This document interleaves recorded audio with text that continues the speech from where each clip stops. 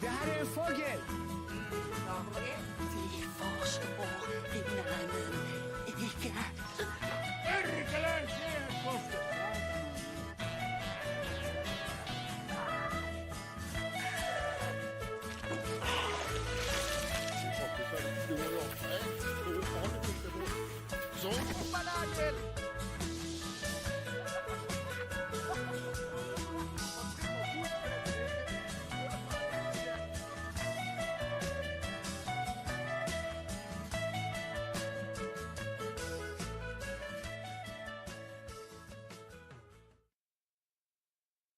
Hello, and welcome back to another episode of the Longhouse, a show about art, culture, politics, philosophy, all with a true right and Nordic perspective. I see some of the usual suspects in the chat, Maddie G, Nordanon, and of course Vingle. I'm a bit peeved at Vingle because I tried to send him a message if he wanted to be on the stream earlier this week, and he hasn't responded to me. And now he asked whatever this is. Well, I tried to tell you, but now you'll just have to find out, I suppose. So today we are back to focus on the cultural aspect, specifically the culture of many a millennials youth, or as Luddic Path here likes to call it, the sewer culture of the mid-2000s. Now, I'm not sure if he's here right now. He had to run off right before I started it. No, I came right back. So good evening, everyone. I'm happy to see the parasocial gang back in action. So to explain a little bit more around this topic, I mean, it's a very kind of broad topic that I started to think about, in a sense that there's usually a sort of culture in the right wing of being very, defeatist and pessimistic and thinking about everything we lost and, trying to mesmerize a little bit about the past. But I came to think in a sort of unusual way about this, that there are certain things, especially about the things that happened in my teenage years and in my childhoods, there's a certain cultural trend that existed in television and video games that have sort of been lampooned and just completely destroyed by the cancel mob, which, I mean, in retrospect, I actually think is a good thing. Not because I agree with the cancel mob, but because the stuff they canceled, because of their very kind of broad type of, decency and morality system, ended up, destroying a lot of these cultural properties that I thought were just completely toxic to begin with. So this is going to be about, when the kind of woke mob is right for the wrong reasons, looking at some of the culture that has been produced in the last 20, 30 years. Yes, and I've been trying to stoke the flames a bit in the chat by asking a question whether or not the feminists were right about taking our video games. Hang on a moment, I'm having a slight sound issue. I'll be right back. There we go. Okay. But obviously we don't necessarily agree with them, but there's something to be said about, let me rephrase that. If we are honest and fighting sort of a battle of how our children are being influenced, children and youth are being influenced by today's culture and today's regime, then we should also be able to say or look at how we might have been influenced in our youth in the same way. Yes, and we have to patently reject the idea that this sort of woke stuff happened in 2012, and before that, everything was sort of liberal hunky-dory. That ends up being kind of the Adam and Sitch view, and I mean, in the stream, I'm probably going to risk for our video games. Everything was fine. Yeah, everything was fine until they came for our anime and our video games. I'm trying to basically destroy some of this stuff. We're going to do a few current event things as well. So I don't know do you if want me to bring up the presentations? We can have a little bit of fun with the. Let's do the first topic. So, yeah, of course, the most important thing is that due to feedback, I had to make myself more handsome in this photo. So, At least there's no confusion as to like nose and mouth location. But it's it's Yes. completely uninteresting. See, we have here our sort of usual segment, like last week in Culture War, last week in Containment is what I named it this time. Man embraces global homo to own Muslims. So, I mean, there's not a lot of other properties in this space that we're occupying, this kind of like right-wing podcast centered in Scandinavia, as far as I know. If anybody knows about any other, similar podcast, it would be interesting to listen to. But I've mentioned these people previously, like this is from the Politics Pod or Politikpodden, as they're aptly named in Norwegian. So it's basically the kind of a podcast that's being run by a bunch of people from like the Christian party. That's not the Christian Democrats, but like sort of hardcore conservative Christians. And they will sort of have like a monthly, bi-weekly release of some type of video where they'll talk about various topics. And I think they're interesting to listen to, and I don't want to create any animosity. But with like the last video they've put out, I mean, we just come back to this idea that I want to hammer in again, that if you're going to only focus on counter jihad, you kind of just lose total perspective on it. Yep.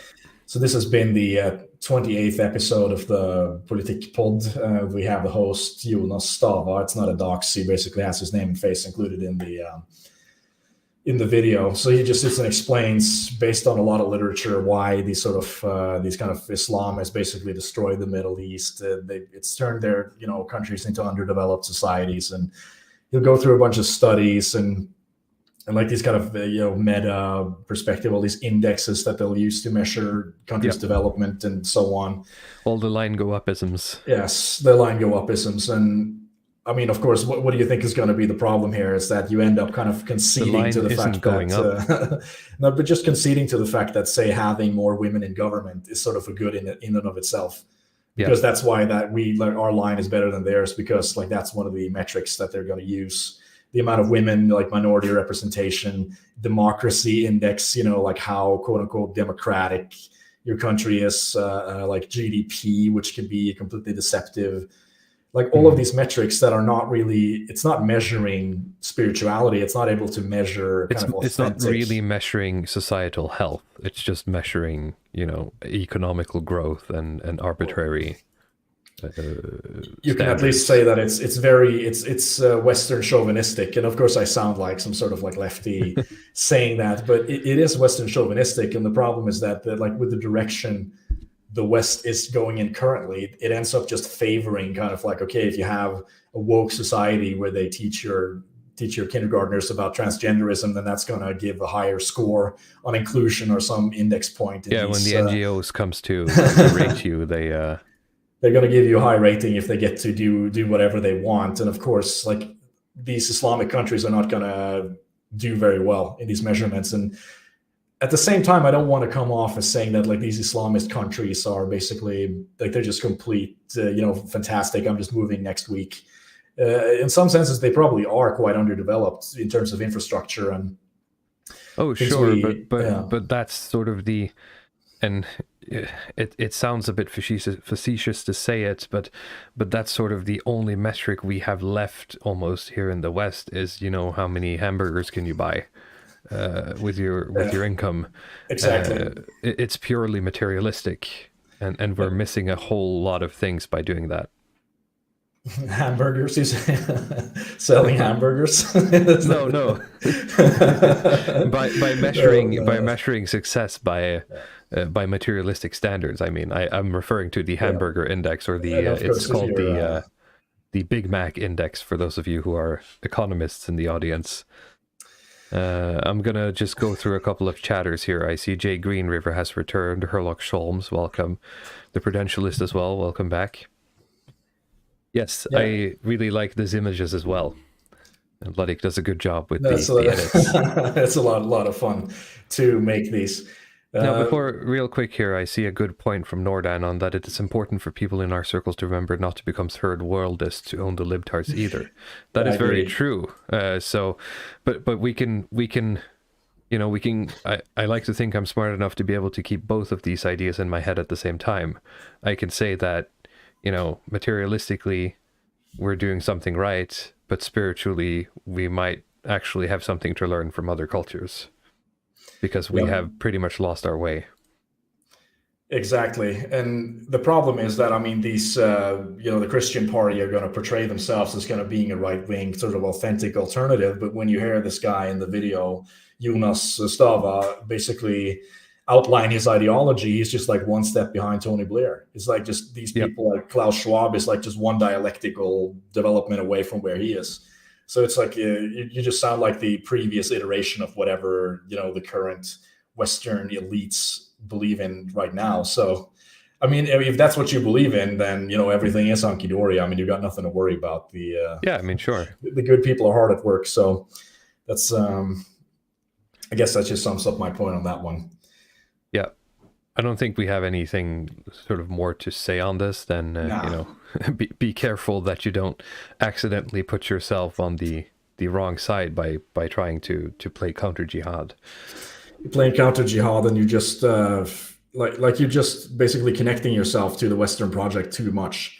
Yeah. And if the Western project is going in the wrong direction, then it's not good to connect yourself to it. And that segues very nicely into the next point.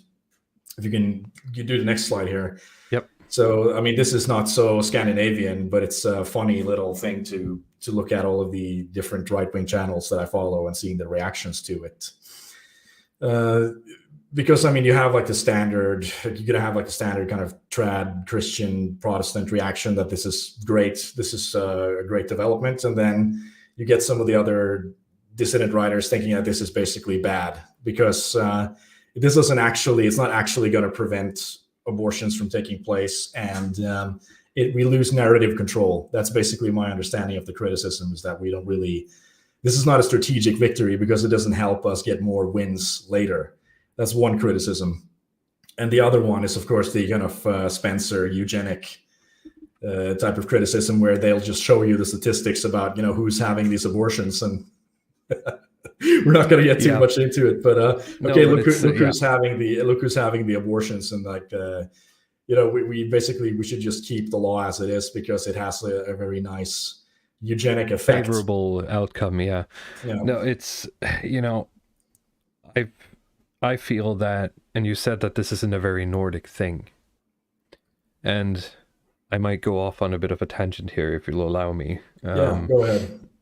But for the Americans, and I mean, this has probably been touched on by a lot of people, but we're back to sort of Yarvin blue versus red stuff here. Like, this is Roe v. Wade or abortion is like one of these like staying topics that's almost like a sport for the Americans. I feel it's like, yeah, okay, so the red team has kicked the ball closer to the blue team's goal. That's what happened, right?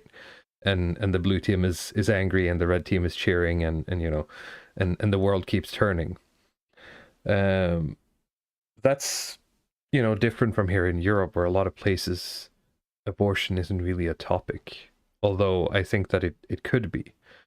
But the way I see it in general, and now I'm talking, sort of my own opinions here, is that while the issue may seem like how late can I end a potential life, I think that it goes a lot deeper than that.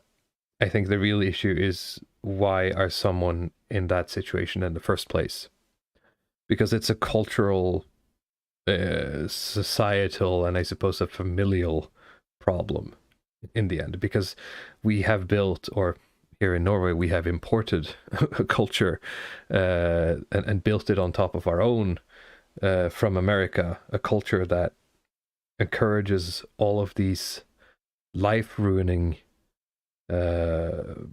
decisions that lead to, unwanted pregnancies, unhappy marriages in some cases, abortions with, all the moral dilemmas and challenges that face, and potential traumas following an abortion. It's not a very joyous thing to do, I think, regardless. Not to mention the ending of a potential life. And so the real issue here is that you can't just move this law along sort of the scale of how late can we kill a fetus, right? Because that's not the problem. The problem is that so many people are ending up doing this. The problem is that we have sort of like a multi-generational degenerating problem where families and the local culture and the wider mainstream culture is sort of allowing this to happen. And it all goes back to sort of like deep moral liberalism, really. Because Yes. I mean, killing a fetus is pretty much like you can't get more free than sort of state sanctioned killing of someone else, really, for your own individualistic purposes. Yeah. No, I agree with you. But there's just like some talking points that I had prepared in terms of these. Oh yeah, go case on. here. Sorry, I ended up like doing a whole thing. No, we have to cover all the bases on this one. Yeah. So I mean, the difference then, say with abortion laws here in Scandinavia, say in somewhere like Norway and the U.S., is that I mean, when it comes to abortion, you basically, if you're going to make some rulings on it, you're going to have to take a stand on where does life begin, right? Does life begin at conception? Does life begin when the heartbeat begins, like you have in the sort of Texas law, where it's like 6 weeks? Well, hang on. I'd say you can go in further than that. I know that's where the discussion is, but my point is I don't think it's even like in reality, because it's not like if you get an abortion and then you get a new baby, right?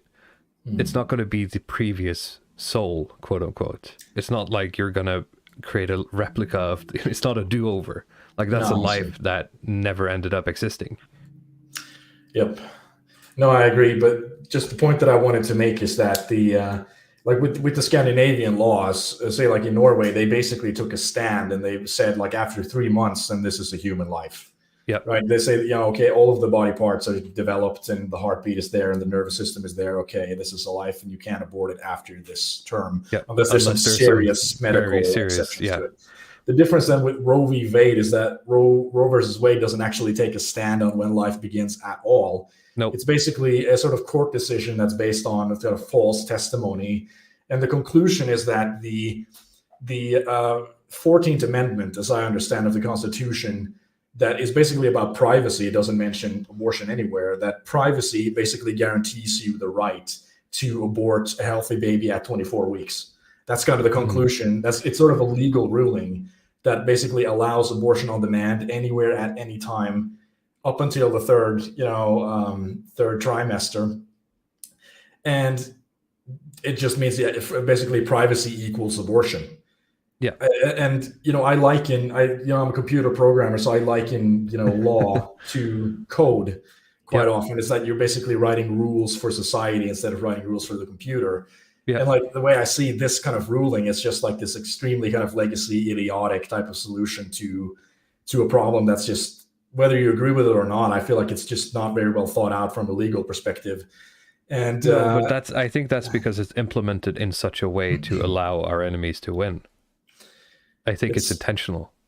Yeah, it might be intentional, but it's something that I think that just from a legal perspective, you should be happy to see be removed, kind of regardless of where you stand. Yeah, if you want to take the sort of the libertarian stance on it, I suppose you can say that, removing that law and making the states be able to define their own laws is a better it goes solution. To the states, and at least then you will have an opportunity so that you can move somewhere where you're not obliged to contribute to abortion. But that's the problem, though. Like, I mean, the Americans like to think that they have freedom of association, but they don't really anymore. And I'm not bragging and saying that we do, but... No, but to say, like, hypothetically, after this, you could move to a state that basically forbids abortion and your tax dollars are not going to go to the same practices. Or say if you work in some public institution or in a hospital, you don't have to actively participate in this process in the same way that you would do otherwise. So I feel like, quote unquote, our enemies, like their entire coalition is built on these privileges. It's just like this pancake stack of this ridiculous legal privileges that everything from abortion on demand to sex change on demand to gay marriage on demand. This is a religious totem for them, and that's why the screeching is is so loud, right? And Because it's yeah, they're completely tied into it, just like the transgenders are tied into sex change on demand with their lifestyle, and the gays are kind of tied into gay marriage and gay adoption and so on. But that's when I come to like the sort of eugenic point here is that, I mean, implicitly, first of all, this sort of argument that people are saying that, people are just going to have abortions anyway. It doesn't matter how you change the laws. This is something you say to win debates. culture is downstream from law. But I mean, you say this kind of stuff that, people will, if you make alcohol illegal, everybody's just going to drink anyway. Or if you make this illegal, you say this to win debates. Weed is a thing in Norway. They're talking about the Mary Jumanji legalizing it. And I can say for certain that if you legalize marijuana, more of it is going to be consumed that is being consumed today. And if you have a society that doesn't want to consume it, at least you want to consume it as little as possible, then you shouldn't legalize it. And then it's the end of discussion. It's really simple. I mean, with the sort of MJ issue, the people who want it, they can already get it. All these sort of spoiled middle class kind of teenagers, they have access to that stuff. It's not hard for them to find it. You don't need to legalize it for these having all these sort of drugs on welfare, do even more drugs than they're already doing. But like with this sort of like, that's one of my first problems with the people who are saying that people are just going to keep having the same amounts of abortions, because incentives kind of matter and laws matter to this stuff. Do. And like people will adjust to it. It's just like the problem with some of this COVID modeling, where they just sort of assume that, I mean, it's going to be exponential growth if we allow people to move freely. Well, you're not accounting for the fact that people will self-regulate, and that's what they got wrong on a lot of these measurements. Because, I mean, let's say you see that everybody in your workplace is getting sick, then you're probably going to stay home. Or people are seeing that, okay, these are getting, a lot of people I know are getting sick, so I'm just going to stay home and kind of self-regulate it. And it's going to be the same way with these laws. If it's less available, people are going to have to self-regulate a little bit more, So I just don't buy the... And that ties into something Nordanon says here. If culture is downstream from law, as AA says, isn't it a victory then? I would say so, that it's a victory, but like from people I respect a lot and listen to, like Academic Agent and Charlemagne Distributist, basically say that, okay, you get a legal victory, but you don't get the narrative victory. Like, it's a lot harder to maintain this kind of the problem is that if you want to change the narrative, you have to change more than just one law. Now, of course, capturing one flag is good, but you have to keep pushing, and you have to use that to springboard it further. And I'm not sure if that's going to happen. And of course, it's going to be interesting to see in maybe 5 years, 10 years, what's going to happen. Yeah, maybe. But we've not seen you this see it already, stuff, like women on Twitter, like threatening to take on traditional gender roles and reinstitutionalizing marriage to get back at the men for not allowing them to have abortions. So we'll see. I mean, if you think that this is kind of just red meat from the regime, I mean, it's maybe, but it's a lot of red meat. I can tell you that. They have to shed a lot of skin just to appease people. Just my last point here was like with these kind of eugenics boys, is that we end up with kind of the same problem, is that if you think that we need to keep this law because of eugenics, you're basically saying that our success as a kind of movement is contingent on progressive laws.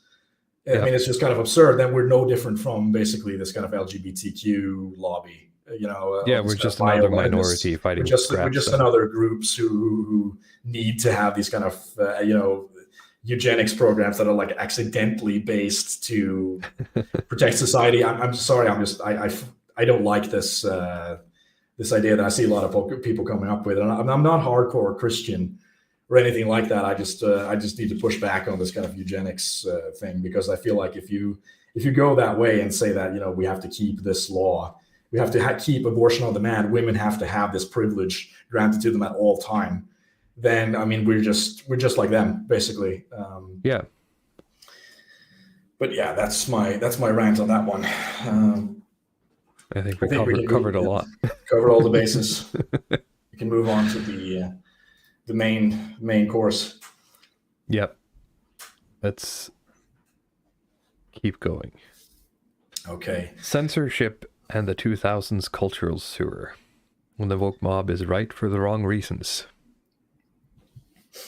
Anything you want to say before we go No, through the first slide? it's a pretty long title. I mean, it's a little bit difficult to explain, but I think we should just start moving into Yeah. the slides, and I can just read a little bit. So here we get to the first point. So you heard the term like this could not have been made today. It's an expression you hear very often when you examine some cultural properties from the last 30 years. This statement, of course, implies that the content in question is no longer considered culturally kosher enough to be published in a mainstream media. And depending on who you ask, this is either because we have, evolved and attained some greater sense of care and moral decency than what was possible in the previous decades, like a sort of awakening, or it's happened because our liberal values are deteriorating and we're moving closer towards totalitarianism. Like that's I'm more on the second one. I think because the first one implies a progressive lens on our morality. Does, but the problem is that the second one implies this kind of liberal, classical liberal lens. That's sure, but I mean, at least it's closer to what's actually happening, I think. So, but I mean, political correctness existed in the 90s and in the early 2000s. I think most people are quite aware of that. But if you look at the cultural output, it didn't exist in the same way that it exists currently. Mm-hmm. And of course, there's a lot of back and forth in the dissident right in terms of like when did woke start? I mean, did it start in 2012 with the Obama administration? Was it like the civil rights in the 1960s? Was it like the Second World War with the Nuremberg trials and the human rights? Or was it like the French Revolution and the equality, brotherhood, and freedom mantra that's sort of been moving up until this point? But I mean, if we,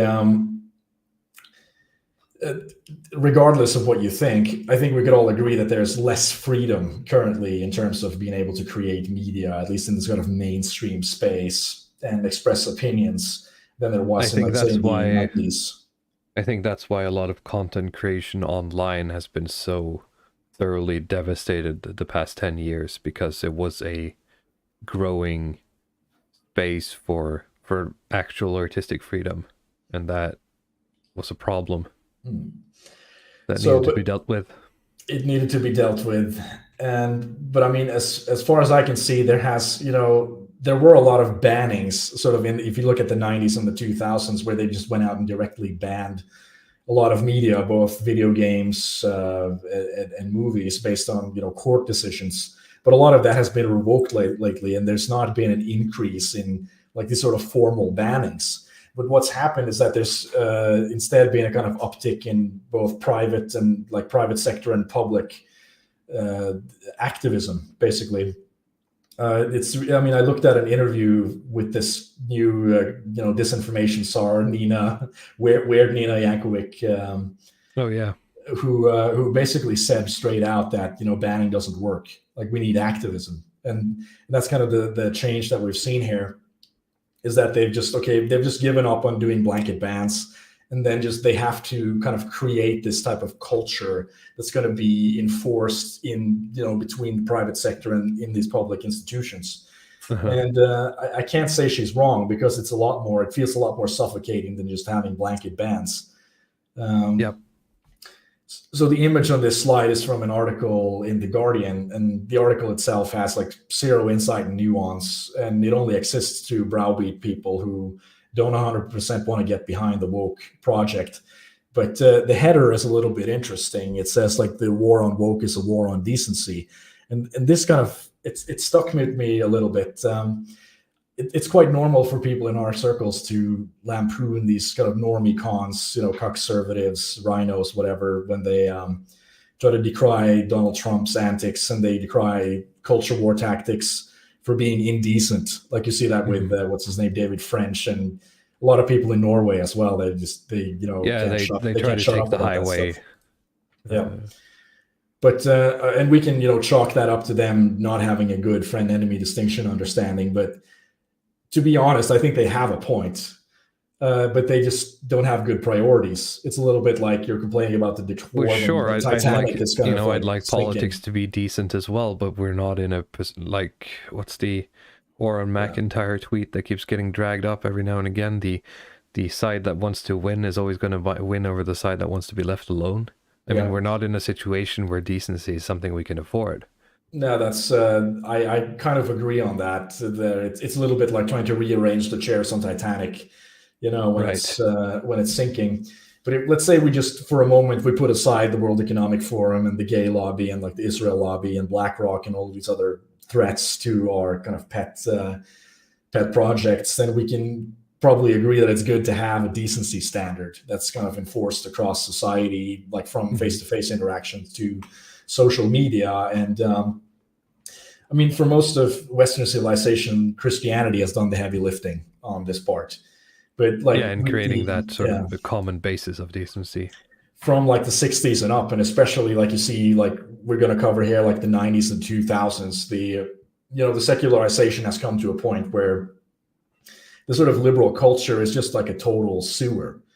Basically, it's and there has been nobody who's been successful in trying to reintroduce a sort of decency standard other than the sort of woke mob.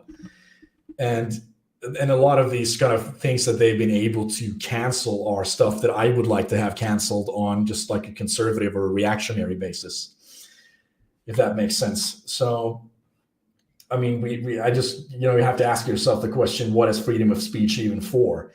Is it for political lobbying? Is it to create pornography? Or are you trying to actually have freedom of speech to have, say, like it's a part of freedom of religion, for example, that you can try to live an authentic life? That's sort of what I think. But, you see more and more like this kind of, like these classic liberal types who want to just go back to the 90s and just you creep back into the sewer. So I think we can move on to the next slide here, where I have. I love this clip from the stream. I'm sort of mad that you sent this to me. This is like a month ago or something, but this was a painful stream to watch. Let me see if I can bring it up. The first Adam and Sitch distributor stream. Yeah. It's just this little clip here where they talk about American culture. Oh, no, this is the first one, right? Yeah, this is the first one. I was thinking about the other one. They were both super painful, but this is from the first. Yeah, this is what started my channel, by the way. So now we're going back to the roots here. My first video was triggered because of this, and of course because of Evola Day. Let's see here. You want me to just press play? Yeah, just press play here. Hang on, do we have audio? We agree. Assimilation to what? The American culture. What's American culture? American culture? Have you seen the movie Team America? Do you watch South Park? That's a deconstruction of American culture. But this is the problem, right? Because you can't assimilate to a culture. Do you like rap music? Nobody knows what this thing is American culture is. I don't want to assimilate to rap music. Okay. Like, fuck that. Okay. So well, that's fine. Okay. Yeah, I think we're good. It really kind of sums it up. If you go back to the presentation, I made the little collage there on the left side. This is the Adam friended compilation of what American culture is all about. So we have then the Team America, like the sort of puking sex dolls here. The South Park poo poo humor and Little Wayne kind of like drug addled rap music. That's it sums up basically American culture. So I include the sort of American kind of liberal culture that has existed, and like a lot of these people, if they're mad at this kind of woke crowd, it's because they can't have this, basically. Yeah. So I included the Morgoth quote there from one of his earlier videos. That's where I got the idea of the title as well. Sorry, I just lost audio again. Something is up with my. Okay, I'm hearing you. Yep. But that's where I got the idea for the title of this one, because the original like Morgoth video is called "Centrist: The Guardians of the Sewer," and it's really about like James Gunn. One of these tweets from the director James Gunn that did Guardians of the Galaxy, and I think he did Super and one of these horror movies with this woman who eats and grows to like grotesque proportions. But he was writing some of these tweets that were sort of implied like pedophilia and sort of molest young children, and he was canceled, I guess, for a moment because of it. But he has this quote in there that I've put in here where he says that quote, like their freedom that they're so proud of, their individuality, amounts to them sitting in a pond of their own filth, and they don't even understand the historic and philosophical forces which dumped them in it. Instead, they argue that people have the right to chuck in even more shit because that's what freedom is all about. End quote. And I feel like this kind of like this quote really resonated with me, and like trying to describe, well, what's the kind of centrist, the sort of Sitch and Adam position. It's just kind of summed up in this quote here, and that's why I wanted to do this presentation, to have a look at some milestones or some kind of cultural touchstones from like the last decades in the culture that I grew up with, and kind of just look back at it and just sit and wince at how just tasteless and completely just devoid of any kind of values or authenticity it was. I mean, looking back, it has been quite despairing, and we talked a bit about it last time as well. That I was probably just as much on the track to end up, where Sitch and Adam is today, because of these kinds of cultural artifacts that, almost won me over. I was almost sold on the liberal project, but then I found Evola, something like that. I think we can keep moving on to take a look at some of these fun properties that really kind of puts a point on the problem there. So there we have Postal 2 that was released in 2003. We have the image there on the left side of the Postal dude. That's the protagonist of the series. It's a very 90s looking character with the there's some Columbine to this, I think. Yeah, he's got like the soul patch beard and the kind of a bit scruffled hair with the sunglasses. So he looks like it's very 90s, like sort of Lane Staley, if he was the lead singer in Alice in Chains. Yep. He's like the most 90s person that ever lived. Like he looks exactly like this. He's so 90s that he overdosed in like 2002 basically. So didn't want to go on. But he has like the trench coat there, which I assume is sort of a reference to the trench coat mafia. It's the kind of Columbine shooters, fire in the background. Some guy just holding his head, trying not to burn. I can do a little bit of history on Postal 2. So, I mean, it was a very controversial game that was developed in the early 2000s by the studio Running with Scissors. It's a sequel to the 1997 game Postal. So that's sort of, the first game was a top-down kind of isometric shooter with the same main character. That's the Postal dude you can see on the left there. The Postal dude then goes insane after being evicted from his house and proceeds to just go on a rampage to shoot all of the quote-unquote hostile characters before he can sort of advance to the next level and keep shooting more people. I mean, for context, this sort of the idea, where does Postal come from, that idea? I mean, it was sort of a series of mass shootings that happened in the United States from the 80s and up, where people would bring guns to their workplaces, particularly like the postal office, and they would just shoot their boss or shoot their colleagues. And that's sort of where it comes, like, you go in Postal. Where, I mean, that's already where we are here. If I want to start commenting on why don't I like this stuff, what's wrong with it, from like the liberal perspective, I mean, you're making basically an entertainment product for children. That's really about like trying to emulate a person who is so tired of his job that you're basically going to go with an automatic weapon and shoot your colleagues. It's not like, I'm not like anti-gun and I'm not anti-shooting.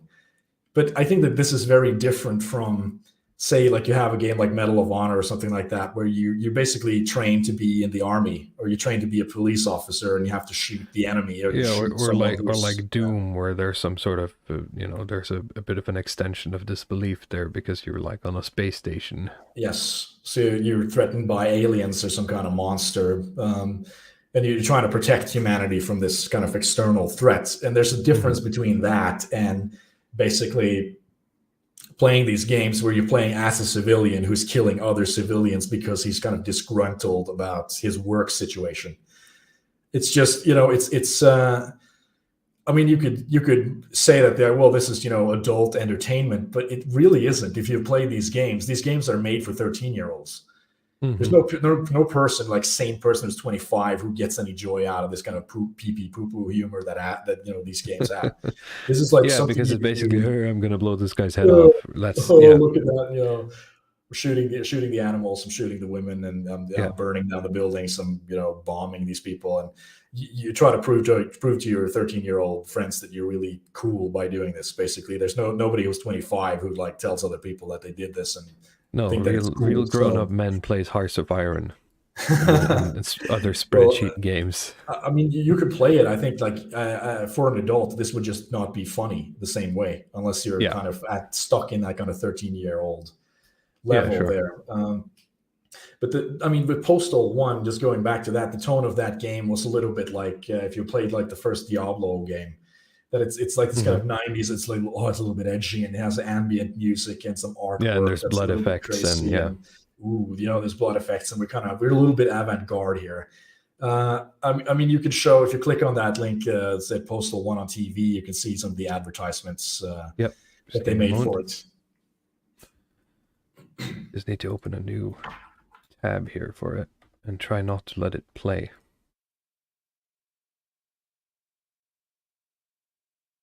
All right.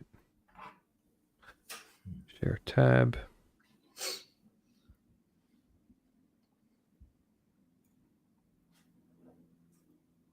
Games here at E3 that it takes a special one to sort of jump out of the crowd. Ooh. I hope you guys don't have earphones. Your left ears are going to really enjoy this one. Catch your attention. What one has. It is a big hit here, but it is not a big hit with the post office. The wall poster of the big E3 computer game show in Atlanta bears the unmistakable image of an AK-47 rifle, and it asks what went wrong. For some, the answer might be the game itself. That's not an AK-47, is it? Sorry. I'm not sure, actually. We got the... It's a bit blurred out. It's hard for me to see. Looks but like it's sort of... No, it doesn't look like that.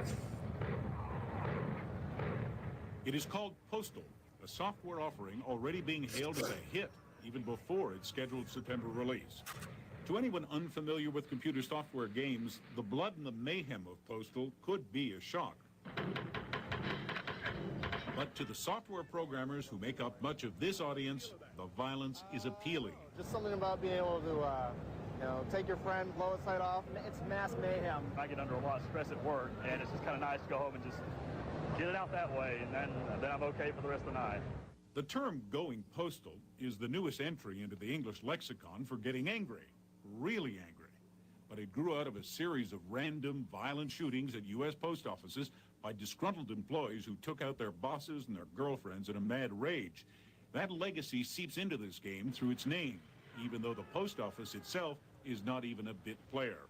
There's a big web buzz right now about, should they name it that? The post office sent them some mail about, you can't call it that. But the manufacturer, Ripcord Games, went ahead with the name anyway. So this is entertainment. It's just another entertainment product. We're very, very concerned about things like that. But the manufacturer, Ripcord Games, went ahead with the name anyway. So this is entertainment. It's just another entertainment product.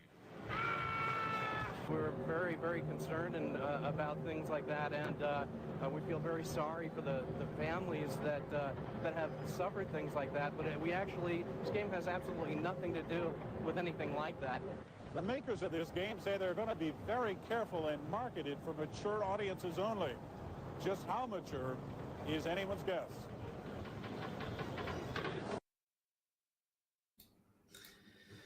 It's really interesting to look at these, so you could get a look back. Like I said, the audio is just bad and the video quality isn't good, but it's like this kind of treasure trove from the 90s. Yeah.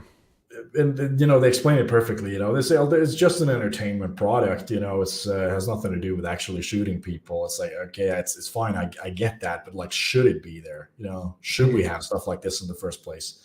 Yeah. Which is a bit of a discussion there, because like I said, this stuff is just it's not made for mature audiences. It's made for 13-year-olds. It's made for it's targeting kids and computer programmers. Yeah.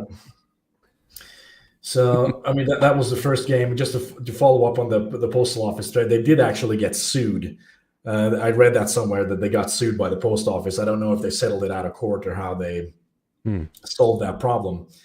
But I mean, it doesn't matter. It triggered, they went along with the sequel later. That's Postal 2. That's the one that we have here. And that's the one that's most, infamous because, they just kind of leaned into the controversy on that one. They changed the isometric view to like the first person view, what they got with the kind of Unreal Engine. And the tone went from this kind of 90s edgy, avant-gardism to this kind of 2000s meta irony, South Park kind of pee-pee poo-poo stuff.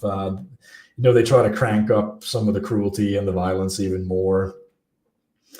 It's just like kind of just rubbing it in everybody's faces. I feel like that was the attitude. And like when I watched South Park, it was as well. It's sort of the kind of, we have the free speech. We're just going to rub it in your face. It doesn't matter. If you don't like it, then we're just going to make it 10 times worse for you.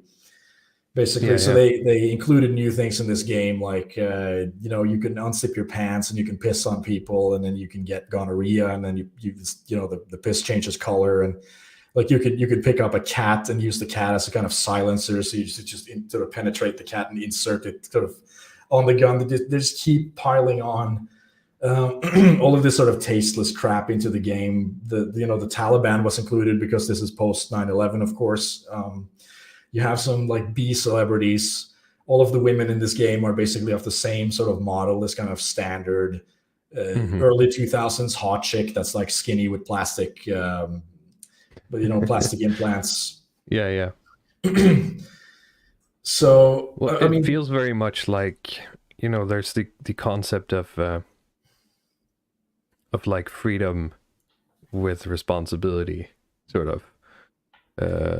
Or under responsibility, I should say. And it feels like these sort of cultural items like this feels like a waste of that responsibility, in a sense, like looking back at it. Yeah, it's just we're going to make money and get famous by marketing this crap to kids. And you can't do anything about it because it's freedom of speech. Ha ha. Right? That's kind of the tone that I get from this stuff. And Postal 2 was banned, like in many countries, including, in the Western world, Australia, it was banned. For those familiar, you probably know that they have very like conservative laws regarding video games. Although I think you could still get it on Steam there if, because they have a hard time like controlling these kind of on-demand game streaming type services.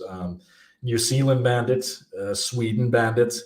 So, the laws regarding these bannings and how it works is individual to the country. In Australia, for example, they have this autistic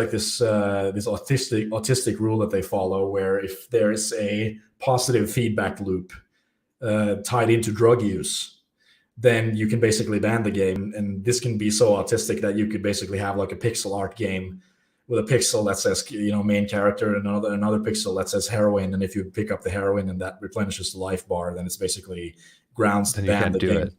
Yeah. But it's not symbolic like that in Postal 2. You basically use a crack pipe to heal yourself. And then you get kind of addicted, so you have to keep picking up crack pipes. So already there, that was one of the grounds for banning it. Of course, some of the like slightly political and like, culture, politically correct culture with racial stereotypes, which you have in this game as well, which I don't really give a damn about, but there's a lot of that, and people took offense to it, with like this kind of standard, like you have the Taliban with the Middle Easterners, and you have the Indian, Mr. Apu clerk characters, and it is like this standard, like this kind of GTA universe, this sort of super nihilistic universe where every person is just a total piece of shit and they deserve to get shot, and you're just going to have like a joyous time shooting these people. So let's see. Did you play this game? I played Postal 2 at some point, yes. I'm not sure what year. I don't think, because a friend of mine had it. I don't think my parents would ever let me get that game. Well, good on you. Yeah. So it is. But I didn't play it, often. I just remember like one time playing it at a friend's house. So basically, my, if we look away from this sort of PC left-wing type of, okay, this is hostile to women, this is hostile to minorities, drug use. I mean, my sort of critiques from a right-wing perspectives of why I don't want this stuff on the market. The first, I'm just going to sum it up. The first of one is, civilian on civilian violence that's being conditioned into children. Yeah. The second one would be then animal abuse in these sort of grotesque, unnecessary ways.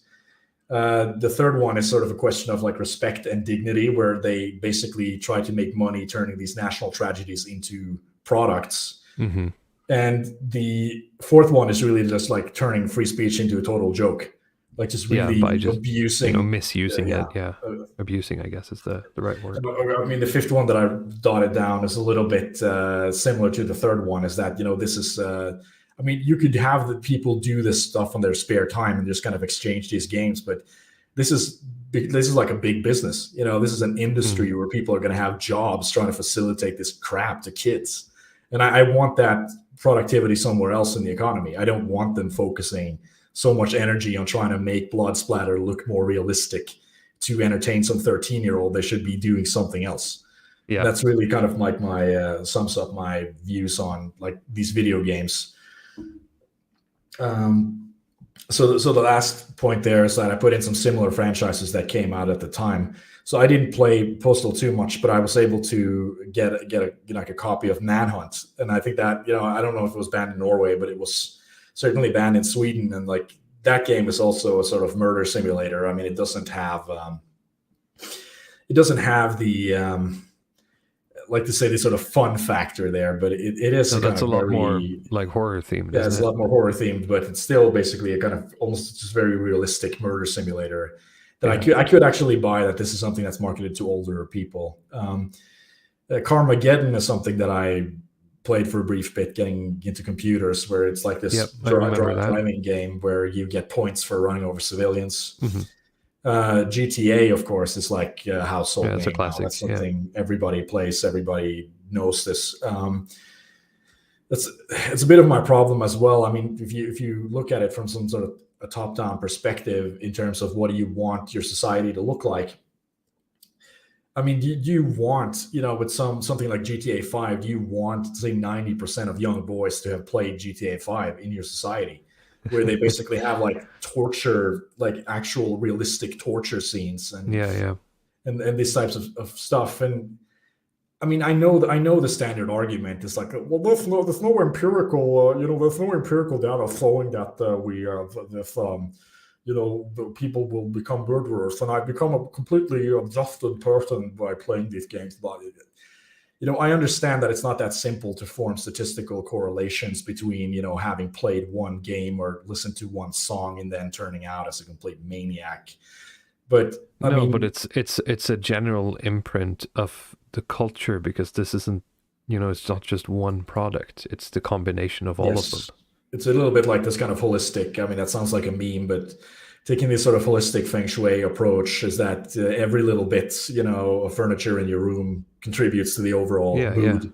And every little bit of culture that's kind of marinating in your country will contribute to like the general psyche of that country. And do you want, for instance, say, I mean, if some game like GTA 5 comes out, you know that 90% of young boys like 13, 14 are going to play it, even if you put like parental advisory 18 years old on it. I mean, that's just going to make them want to play it more. If it's sold in the store, all you need is one bad parent. You need one bad parent who doesn't give a damn and just buys it to try to bribe. And many people who worked, like I know, who worked like part-time at like GameStops or similar stores when they were younger, and all the time, little kid coming in, their parent like not giving a shit, and they had to, I think by law, inform the parent like there's like violence and shooting and torture in this game, and the parent was like, it's fine, it's video games. Right, it's video games. So it's so bizarre to me that they have this attitude.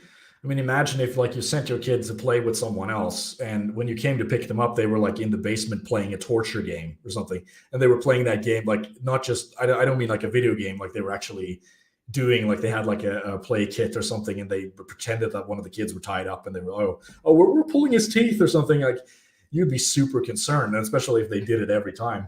Yeah. But because it's kind of in a simulated environment, and it's different somehow because reasons, I guess. But yeah, I'll say Vingle in the chat says that GTA 5 is the highest grossing media product of all time. So yeah, I mean, yeah, that says something. I'm not sure. Like, I know some. Like, I'm not sure that's just because of sales. I think they have, like, you buy cars and stuff. That's why they're making so much money. But I'll take your word for it, Vingle. I've heard the same thing. So it's something that I mean, it shouldn't be, spread. I mean, of course, if you put a ban in there, then maybe you can get it down to 20% or 10% of voice acting play, but that's worth it, in my opinion, to maintain the innocence of children, at least up until a certain point. Although my 13-year-old self would disagree, of course, and that doesn't make me hypocritical. Just saying that. No, it makes you human. I mean, like anyone, like it takes you, at least if you're a man, it takes you at least 25 years to not be retarded, if you're lucky, right? So if you're lucky, yeah. For most people, it takes a little bit longer. Mm-hmm. So I put in Hatred there as well, and that's not like a 90s or early 2000s game. It's from 2015, and it was controversial when it came out. But Hatred is basically a spiritual sequel. It's almost like a Postal 1 remake. It's really the same game that they came out with. It's just like better graphics and a different main character, and the plots are a little bit more elaborate. But it's still like shooting civilians in in a realistic way. So my point is that I mean, I put the picture in there. That's from this comment section. I mean, you could take a quick look at the Joe Lieberman's hearing on violent video games there, because Joe Lieberman, I don't know if he's still alive. I mean, at least let's say he is like this kind of Democrat, a retired Democrat politician, Jewish, of course, but he did 2 hearings in the 90s on violent video games where he tried to lay out the case for a rating system. And a lot of that comes from the perspective of basically women's, kind of feminism. Women are being committed violence against in these games, and we don't want that. And it's sort of anti-gun. Mm-hmm. But even though I don't necessarily agree with this kind of anti-gun stuff, the reasoning might be like this is a good idea for. I mean, they look at Night Trap here. We can take a small look at the clip. I didn't even mention this game, but again, going back to the title of your presentation, right for the wrong reasons. Yeah. Is Night Trap, which is a game set in a sorority house. The object is to keep hooded men from hanging the young woman from a hook or drilling their necks with a tool designed to drain their blood. Night Trap uses actual actors and achieves an unprecedented level of realism. What is particularly troubling about the scene in this film that we have an extract of is a graphic depiction of the violence against women with strong overtones of sexual violence. I find this segment deeply offensive and believe that it simply should be taken off the market.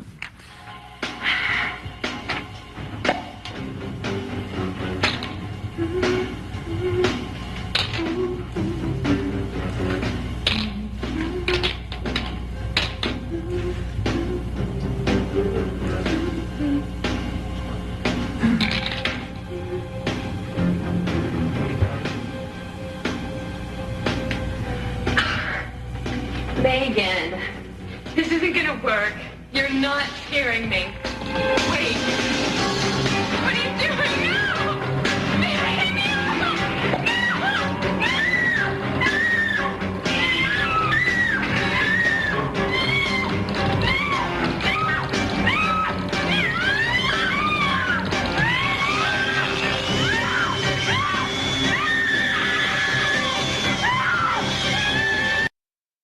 Do we want to keep? I mean, this is I think people are getting the picture there. I mean, for context, it's a bit silly, but it's also very disturbing. This part is actually a little bit disturbing. With this kind of drill that they drill into the neck there. Yeah. I mean, for context, this is like a story about this kind of vampire cult, basically, who tried to capture young women. I mean, I didn't actually play the game, but I looked at some playthroughs just to. Julius Flavius is onto something here. Should have used an ugly woman. I agree. Yeah, it's not necessary. I mean, they talk about Mortal Kombat as well. I didn't prepare anything on that, but I mean, people are probably familiar with that property. We can go back to the presentation now. So, I think at least that covers it. The comment underneath there was actually from that video where like that's the sentiment in the comment section is that I'm so happy that freedom of speech won out, that I can express myself artistically. And this argument, why let some old rich fools decide what people can enjoy? I'm glad the First Amendment protects stuff and they didn't win. Yeah. I don't know. I don't know. I mean, this is like the other side of, pornography, basically, that we've talked about previously. This kind of smut that's being sold because the free speech protects it. But I'd rather not have it in the hands of kids. Yeah, that's one thing. I mean, these, if nothing else, you should be able to say that these are adult themes and shouldn't be presented to children.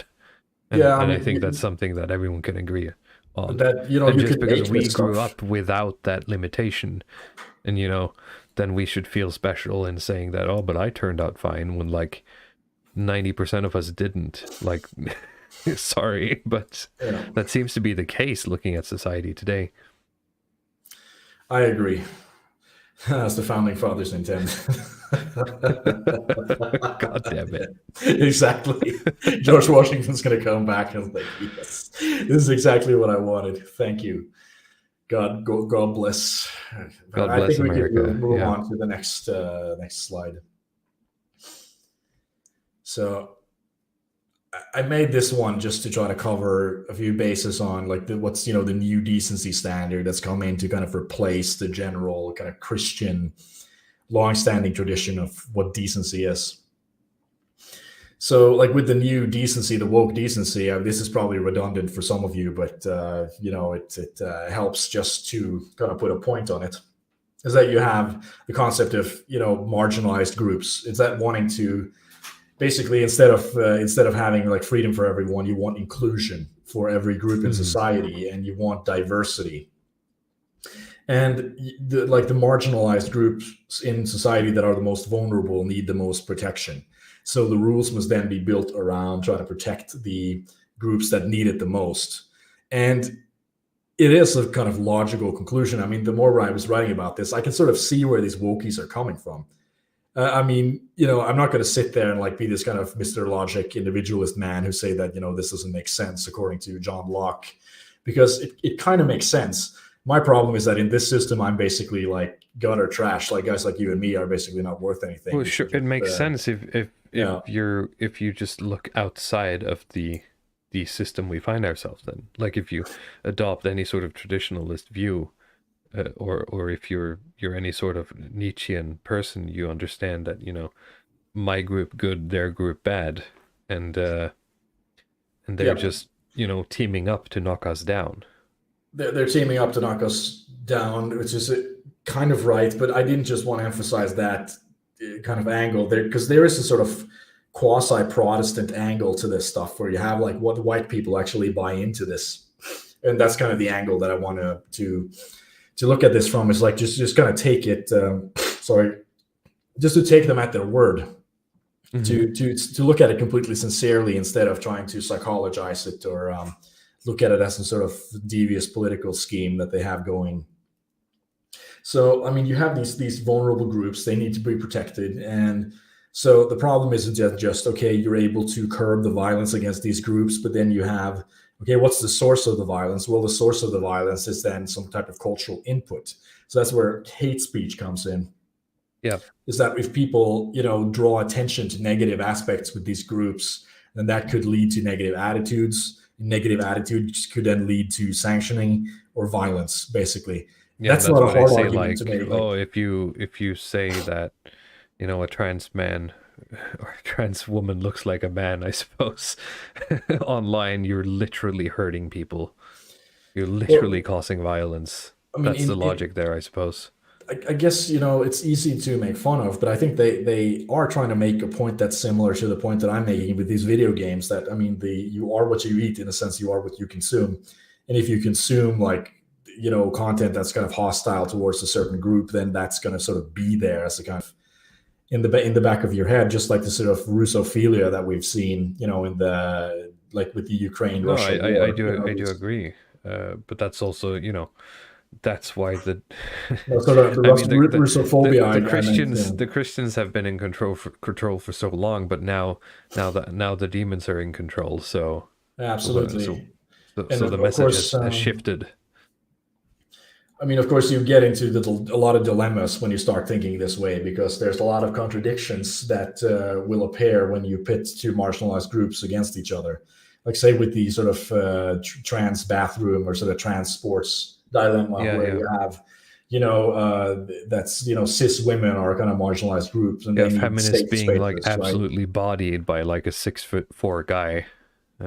They need safe spaces to kind of be away from this kind of harmful atmosphere. But trans women also need safe spaces, which means like not being exposed to like penis havers who identify as their born gender, basically. God damn it. Yeah. How do you resolve that? And of course, that's where the progressive stack comes in, is that you have to prioritize one group over the other one. And there's no kind of, you'd think that the logic there is that the most vulnerable group gets the most attention. But there seems to be like no logical consistency to it. The stack is whatever the elites say it is, whatever the media says that the stack is. Whichever groups are the most vulnerable is whatever the journalists say they are. And if you go against that, they will sanction you. Like, you don't get a lot of wiggle room there. If you're a progressive and your stack is a little bit out of order with the mainstream news, then you're basically not a progressive. Like, you're a liberal or some kind of reactionary almost. If you say that you like women are more important than trans people, or say like Muslims' right to practice their stuff is more important than trans people. That's also kind of reactionary thing. So you have to have the stack in order and to be basically in the coalition. Cultural appropriation is also another element that comes in, that it's not directly hate speech, but it's really the idea that if you're in a super majority or a majority group and you sort of use culture, like if you benefit from or use culture of these minority marginalized groups for your own benefit, like say like Eminem, for instance, in the 90s, like you try to use quote unquote black music to make yourself wealthy, then that's something like you're stealing it from them, basically. It's like sort of and he's basically paying interest on that now with like the way he has to virtue signal to stay. Exactly. That's where I was going with it, because if you're like a white rapper now, you have to constantly virtue signal. Like, you have to constantly get on board with this idea that there's white privilege, and I have white privilege, and just to be able to keep doing that. And if you don't do that, then you're not allowed to use anything that's kind of from their group. So it could go the other way. I mean, the marginalized groups could use things from the super majority culture, but you can't use theirs because you're kind of like stealing from people who already have very little. And like this, the blackface stuff is also an example of that, where it's not just stealing culture, but you're kind of like stealing their color, quote unquote. I put in a link there to the video. I don't know if that's something we want to watch. But it's an 18-minute long debate, but I did watch it, so it's painful, right? Yeah. It's about like this Norwegian comedian who made a show in 2013. It's not that long ago, and he has one character that's slightly like dark. That's supposed to be like this immigrant who has like a Norwegian dialect, and that's kind of funny because it's something you don't expect. He has a really thick, like, regional dialect. Yeah. But that's something that, we can't do reruns, basically. Like, they have this show on the Norwegian, public broadcasting, that we can't do that stuff anymore because it's 2022, it's current year. And we have to have black actors do these parts. We can't have comedians do these, we can't have a white person use black skin to make content. You have to have the black person doing that and getting the acknowledgement and so forth. And like the reason that I'm harping on this is that I don't like it. I don't give a fuck about these people and their cultures and whether I use them or not. But it's important to understand how we got here and realize that we can do it the other way. The thing is that when these wokies apply this standard to a lot of cultural properties, they end up banning or canceling a lot of the stuff that I think is bad for other reasons. Yeah, it's kind of say something like like Postal, or we're getting to like the Man Show. Where it's the blackface, is the reason that was canceled, or that they couldn't, you can't rerun it, you can't recreate it, and you can't put it on TV anymore, because, to me, it was just like a generally completely degenerate shit show that, there's so many things wrong with it. But, for them, it's like, okay, you did blackface at one point. I mean, if you make this kind of taste of the show, you're probably going to try to transgress and push the boundaries, and then you're going to get canceled for another reason. So they throw such a broad net, these wokey people, that they're able to catch a lot of the things that I think is degenerate for a totally different reason. That's kind of the one of the kind of, when they talk about the abortion having like the positive side effect of the eugenics, is that I think the woke canceling has the positive side effect of canceling a lot of entertainment that I thought was just completely toxic to begin with. I'll agree with you on that, but I will say that it feels a bit too little too late, because the following generation has stumbled so fucking massively that it didn't really matter. Yeah, I mean, it's no, I don't want to, so I don't get me wrong, I don't want to preserve wokeness because of, I don't think you. This, but I just wanted to point out that, these people, like these kind of Joe Rogans of the world, they're, I don't see them as our allies, really. They can be useful idiots, but I don't want the same thing as them, and I don't think we should want that in the dissident rights.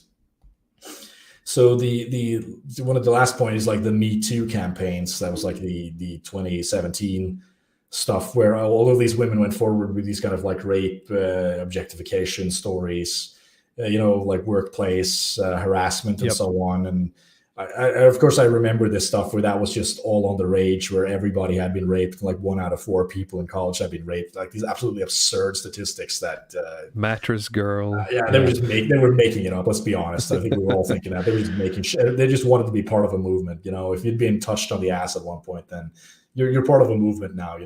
Someone looked at you funny, maybe. Yeah. So but this is also something that's being used as a kind of censorship angle. That if the stuff that you're making is a little bit too kind of harassing toward women or disparaging, then that's grounds for canceling. Which in a sense, I don't like Me Too, but I kind of like the idea that if you make stuff that's like deliberately, like the Man Show, disparaging of women in that way, then you probably have a grounds to try to cancel them and not put that on like mainstream TV as a type of thing that you're just supposed to browse and watch. Mm-hmm. So. I mean, like there are other. As Liner 95 here says, their aim is the preservation of liberalism, which is true. That's I don't want it. See other vectors of pressure. I mean, of course, you have these other things that are happening, so like with the Chinese market, for video, where that puts a kind of censorship angle on it, where there's certain things that the Chinese don't want to see. That means that you can't have that in your movies. And the more you kind of expand these global markets, just gotta put it at the end so you can cut it out for the Chinese market. Yeah. But I don't know. Did I miss anything? Can you think of any other kind of angle in this kind of new decency censorship model that they've been using? It's probably a loss, but I'm not coming up with one right now. So we talked about the sexual one with the Me Too stuff. There's the cultural with the blackface. There's hate speech. I think that covers the basis on most of it.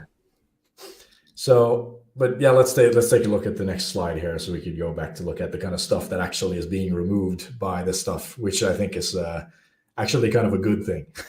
Sorry to say, but I don't know how many of the audience remember this show that. It was on TV for 5 years. It was created basically by Jimmy Kimmel and a bunch of other people, which is very interesting, because when he's asked about it now, he just sort of says that he regrets doing it. And he felt like he was kind of, I was just sort of forced into it and blah, blah, blah, which is, of course, total BS. He was one of the idea man behind this stuff. So, I mean, the idea of this show is that they basically, like the sort of man cave culture thing, where you're just going to have this really rowdy, raunchy show where, it's just the guys getting together with the beer and talking shit about our wives, and we're going to talk shit about Oprah and this sort of women's culture. I remember that an academic agent did a video on new laddism and this kind of For Him magazine. Right. Yeah. It's kind of like that on steroids. Basically, it has like this slight veneer of anti. Well, It's a little, yeah. Everything's bigger in America, as we say. It's a little bit kind of anti-PC, but they're not going to go too far, of course. But it's really more about just like kind of talking shit about women, while at the same time it's sort of wearing like the mask of being anti-PC without like actually doing it. No, it's not actually anti-PC, and they're not going too far, but they're of course going to do this stuff as well. Like in the background there, they have the trampoline, so they have like these. They have the standard like the 2000s hot chick that's like the slim woman with the plastic implants. They're talking about Justin Trudeau, and Liner 95 has a very objectively true and based statement saying that Trudeau is a Cuban appropriating Canadian culture. And I agree 100%. I don't care what anyone says. I believe and always will believe that Trudeau is the son of Fidel Castro. We're going with that one. Yep. I'm going with it. So, I mean, of course, this the show runs for 4 years. The first seasons, the first years are basically with Jimmy Kimmel and Adam Carolla. Jimmy Kimmel has gone on now to be like this kind of like woke Pope guy, where he has one of the most like Jimmy Kimmel show that's probably since the 2017 has been like this kind of shit lib go-to, like all of these late night shows where he's one of the big the four horsemen or whatever you could call them. Trump sucks, gun bans, Obamacare is great, and crying on TV about this sort of stupid bullshit Democrat causes and so on, and just saying that if you support Trump, you're basically evil. And I mean, this guy has like no values at all. He just eats shit for money. That's like kind of the Bill Hicks joke about Jay Leno or whatever, that he like, why do you have to make the Dorito commercials? You're already a billionaire. Like, you don't need to do this. You didn't have to do this. You could just retire rich. Why do you have to do this? Why do you have to go out and embarrass yourself every night just to make a little bit more money and stay on the right side of these people? But no, he just keeps going out there and pushing this kind of mainline, MSM propaganda nonsense. With Adam Carolla, he just has like a podcast where he just complains about like. I was going to say, I haven't seen him in a long time. Yeah, that's all he does. He just has a podcast where he just kind of complains about, well, back in the day, we used to be able to say anything we wanted on TV, and shut up, Yeah. But, I don't care, but like the last season of the Man Show, they replaced Jimmy Kimmel and Adam Carolla with Joe Rogan, actually, and Doug Stanhope. And these four are like the fucking horsemen of the liberal shit apocalypse, where, Joe Rogan has like his, you've sort of seen his views on his show. And Doug Stanhope, for those of you who don't know, is like this kind of libertarian stand-up comedian who, that just kind of sums him up as like this kind of, not the Hoppian paleo-libertarian kind, but more of this kind of, I want to do all the drugs I can get my hands on. And just live a complete shit lifestyle and live on the hill by myself, kind of libertarian. It's a dying breed. It is. So I don't know if you wanted to see some parts from it. I put in a link there. I skimmed through them, and I'm a bit afraid that we might be hit by something if we try to like play it. But I will point out. Yeah, I will point out that in that episode 1, season 3 link there, as you said, the topics in that video is a fart in face home videos, a sperm competition between Jimmy Kimmel and Adam Carolla, and optimizing strip club visits. And the first comment, the very top comment on this video is, if Kimmel's present audience ever saw this show, they would immediately run to their safe spaces and squeeze the lives out of their emotional support animals. Owned. Oh yeah, we really showed those SJWs. Yeah. Oh wow, but the biggest controversies is of course not going to be some of the degeneracy in the show, and there was plenty of it. But the biggest sins against like the new decency and the new morality are like the black faces, where he did, I think Jimmy Kimmel did 2 of them. He had a running gag where he did like the Karl Malone, that's the basketball player, and he had one where he did. Yeah, that's true.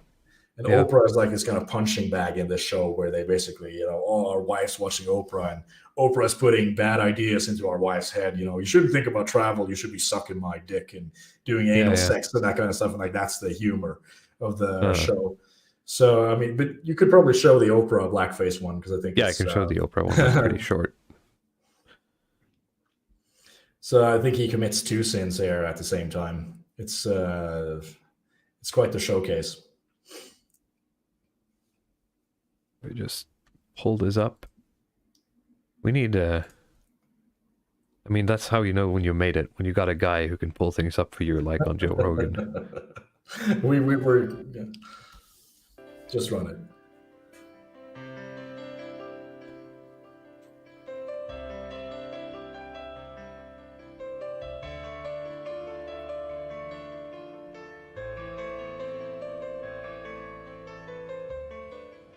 My body is my temple.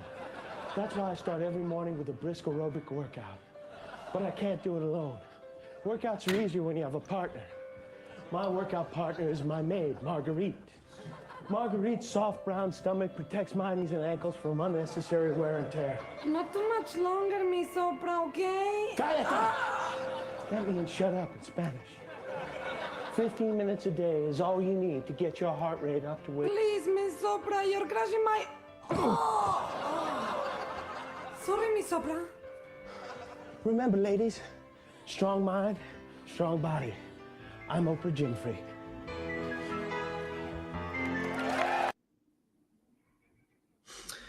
So it's quite a stack of sins there. It's quite a lot.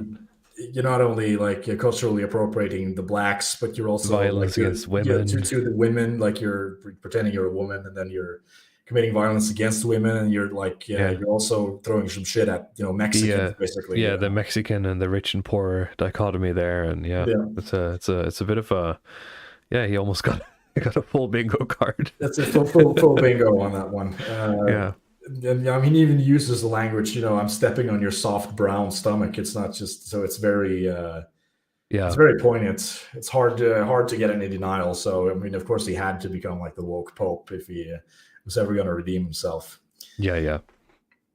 So I see Leo Borealis is commenting on Fear Factor as well. That's something that I remember right now. That was what Joe Rogan was doing before the podcast. I mean, he's been involved in a lot of these projects where they're, like you said, that they were, we need to eat bugs and gargle horse semen and do this kind of. It had a kind of athletic aspect to it as well that I thought was funny, that they would do some stunts and, this guy made like some sort of jump ropes or swimming with sharks or stuff like that, which is, was a little bit exciting as well. But a lot of it just had this kind of standard, I'm just going to offend you as much as possible and really try to push the boundaries of how disgusted you could make an audience. I mean, do you have any relation to this show, or did you watch any of it on TV at the time, or? I don't think I did. No, I have seen a lot of clips like later when they were posted on YouTube. In the later 2000s, but no, I don't think, if it was on any of the channels we had around that time, then I wasn't watching it. So did you know they made a Norwegian version of this in 2008? No, I had no idea. The Norwegian Man Show. I mean, looking back at that, it's also quite painful. They try to go for a lot of this, the same sort of stuff that's more like this, woman hating, trying to, dunk on women kind of stuff. But you're getting a lot closer to the awakening, so it's even more uncomfortable than what you have here. So I haven't. I just watched small clips of it. It would be interesting maybe to one day go back and try to review that show. See, but I don't have too much to add on this. I think we could go to the. But it's a good sort of example of a type of show that's, it's almost like containment in that dichotomy between sort of the burgeoning wokeness of the left and then sort of the masculine American man. I just want to fart on people's faces. You define this like character that the men can sort of like adopt, even though doing that sort of makes you look like a retard and no one's going to take you seriously. Listening to the distributist, I've heard him use the term that he called like the DAD. That's the acronym for deracinated American dipshit. And that's kind of the character that is present in this show. I mean, from a right-wing perspective, why is this wrong? I mean, if we're going to skip like the woke morality, I like the biggest reason why I hate this show is because it kind of sells masculinity as a consumer product. It's kind of like pre-packaged.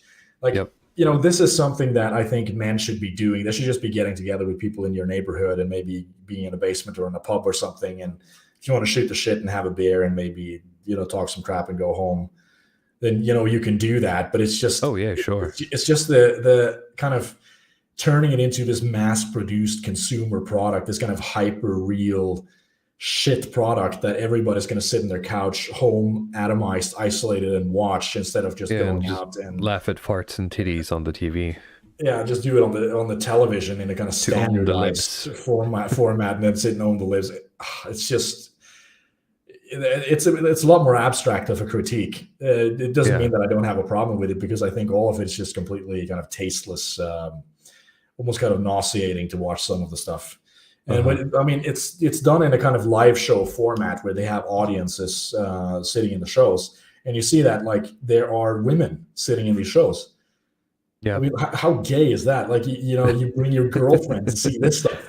You know what it is? It's probably like a requirement from like the TV channel that if you're going to have a live show, you need like this amount of women for ratings or for like some sort of like government approval. Don't you think? Yeah, maybe, but it's just, you know, somebody has to, you know, it seemed like there's couples showing up there, like they're sitting one man and one woman. So you have to then actually invite your girlfriend to go and watch something like this. And well, if she's like, you know, she's one of those girls who are like, I'm just one of the guys. Oh, the cool girl. Yeah. It's like from Gone Girl, you know, that movie. Yeah. Where she talks about, oh, I'm the cool girl. I had to pretend that I enjoyed anal sex or whatever to.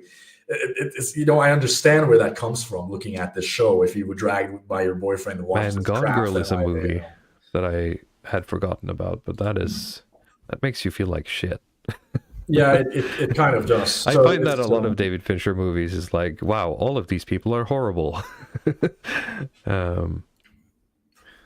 Anyway, it would be interesting to get into, but that would be my kind of main critique, that it's completely like fake masculinity that's being mass produced. And of course, I'm not really into I guess the sort of objectification, like talking shit about your wife in these extremely like disgusting ways that they do. For me, it's not really masculine. It's just like this kind of fake, hyper real kind of entertainment. Yeah, because it becomes the like, oh, and then she want to talk about her feelings and the food and shut up, bitch! I want to watch football, furniture, and suck my dick. As you said, it's not that's not a thing, you know, that men can moan about, right? But it becomes this very, as you said, abstract or sort of like hyper realistic product. Hyper real product, and that's sort of an identity as well. I just don't want it. I don't want to see it. So I'm sort of glad that the woke. I'm sure if you look into a lot of the sort of like the sitcoms of the era as well, you'll find a lot of the men inhabiting that character as well. Yeah, most certainly. I mean, I didn't even have time to go through all of this kind of products in this presentation, but you're going to see it in a lot of the sitcoms and that stuff. So I mean, it's one thing to have one character like that in a sitcom, but then you have like this show that's just like this hyper concentrated crap. Yeah. So I don't know if you want to jump to the next slide so we can take a look at this fellow here. Yeah, you're going to go off on that. So we're going to go off on this kind of dude, because he is like very okay. I think you even pulled back, because there's been like different versions of this this presentation where you went a lot harder on him. I mean, full disclaimer though, I mean, I watched Borat, and I watched this stuff when I was at that age, and I thought that was like some of the funniest stuff that was on the market, basically. I mean, I genuinely thought this was really, really funny when it came out. I mean, for those of you who've lived under a rock and sort of maybe like if you're a Zoomer, you're not really that. Do you think we have audience that's like too young to understand who this is? I mean, looking at my YouTube statistics, they should be in our age range, but if you don't, well... Yeah, well, okay, this guy is basically it's kind of what you think of as a sketch comedian, like hidden camera type comedian. Borat and Borat specifically was like a hidden camera type comedian, wasn't he? Like he'd just go around and like pretend to be actual news and fuck with people, I guess. I mean, he has a lot of the show where he creates all these characters that he plays, where he's like the kind of crazy character, and he gets into these situations with regular people and try to put them in these really crazy, over the top situations, and you get a lot of good energy out of that. And I mean, it's quite funny. I mean, you could look at the sort of gay martial arts thing a little bit. So that's the kind of where you can see like where. Just where, a moment before we go into that, I'd like to highlight a comment by Jay Green River here. He says, "It warms my heart to see this podcast grow every week." Thank you for saying that. And I noticed there's a lot of activity in chat this time, and we do appreciate all of you hanging out every week. It's been fun to sort of like keep doing these and see more and more people show up and participate. So I just wanted to take a moment to thank all of you. Also, remember to like and comment and do all those things that the algorithm likes. Activity equals exposure. Please, yeah. do stuff. Do stuff on our YouTube. So I'll pull up the gay martial arts. Yeah. There you can get kind of an example of the type of humor there. In this sketch, he plays the character Bruno. That's supposed to be this kind of Austrian, German, young, gay kind of reporter.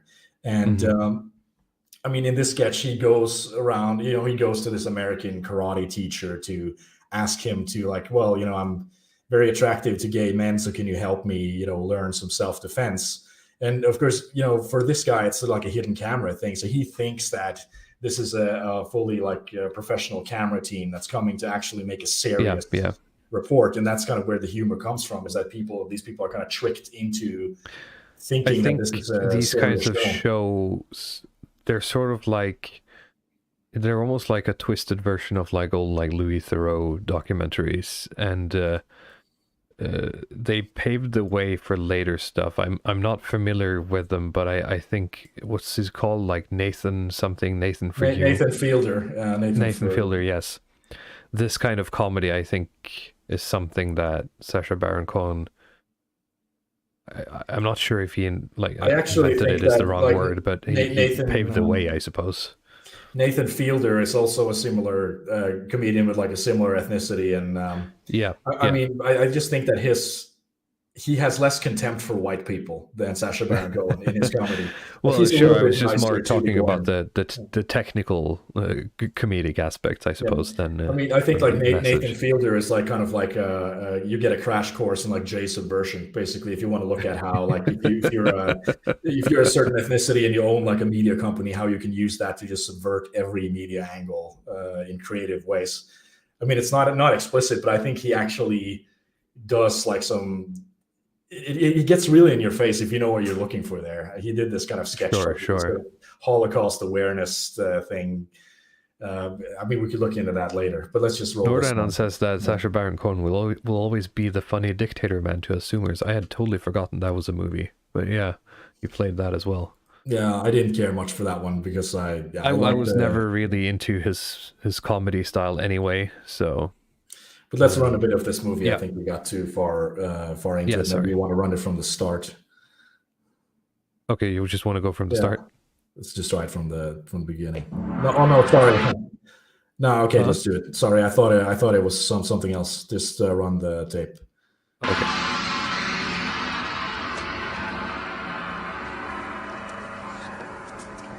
I'm totally irresistible to gay guys. They see me and they want to stop me. Right. So how do I protect against those guys? If they get close to you, hit them and leave the situation. How do you spot the homosexual? Very hard to do, because some of them don't even dress no different than myself or you. Myself. It's kind of like terrorists. If a terrorist is infiltrated a police department and he dresses like the policeman, how would you know that's him? For the obvious things that we can look for. Obvious is the person that's being extremely nice to them to start with. So if someone approaches you on the street and is being very, very nice to you, you know that they are homosexual. Most likely. How should I protect myself from being attacked by homosexuals? They probably would attack from behind. So again, if I'm a homosexual and I'm just trying to run in and kiss you, boom!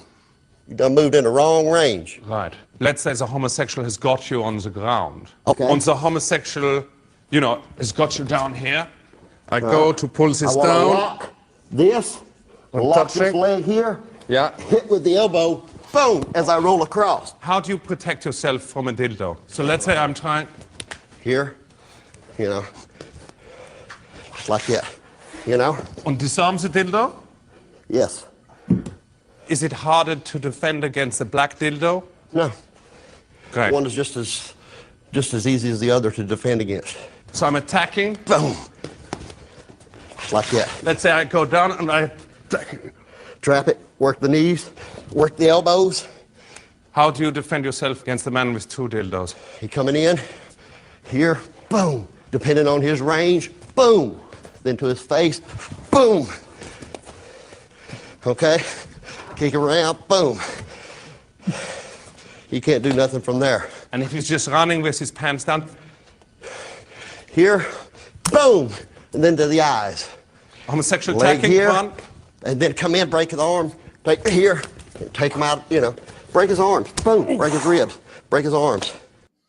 All right, I get the gist. So this is like at least one of his funnier kind of comedies. But the question is always then, I mean, when you look at this stuff, like, where does the humor come from? There's... can I say this? I'm not sure if I can say this, but in current year, I think the humor here is found quite differently than Sacha Baron Cohen intended. Let me put it like that.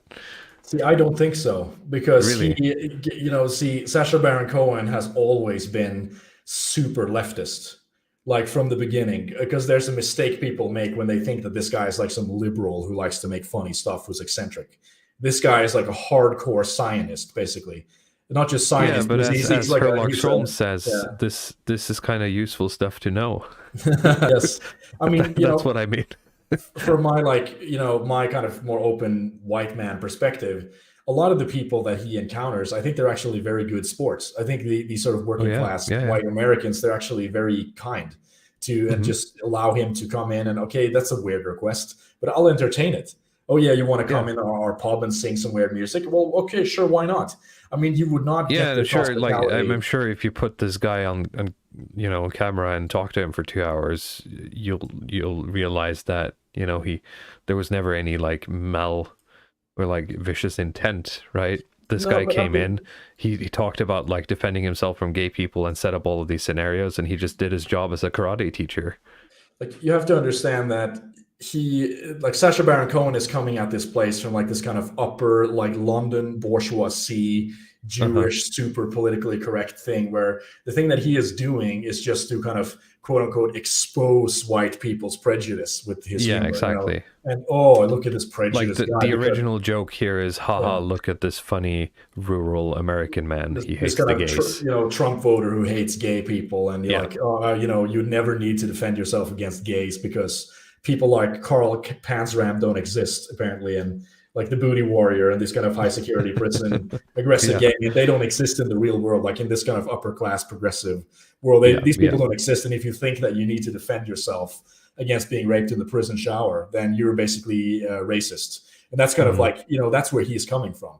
And if you're like some kind of coping Joe Rogan, Adam Sitch liberal, it's like, nah, man, it's just funny, bro. Get you laugh, bro. It's just funny, bro. It's funny. Like, no, sorry. This is just wrong. This is just straight up wrong. Like, this guy has basically been, I mean, I write it there. He's been connected to the ADL since he was like a teenager, basically. He's like this kind of hardcore ADL adjacent leftist Zionist, very smart kind of upper class connected guy. He has, I mean, just look at his Twitter timeline. If you have any doubt, just go look at his Twitter timeline and see if that looks like Let's sort of see here. fun, free speech, liberal loving guy. Can you get it up? You can see if you can find let me the, see.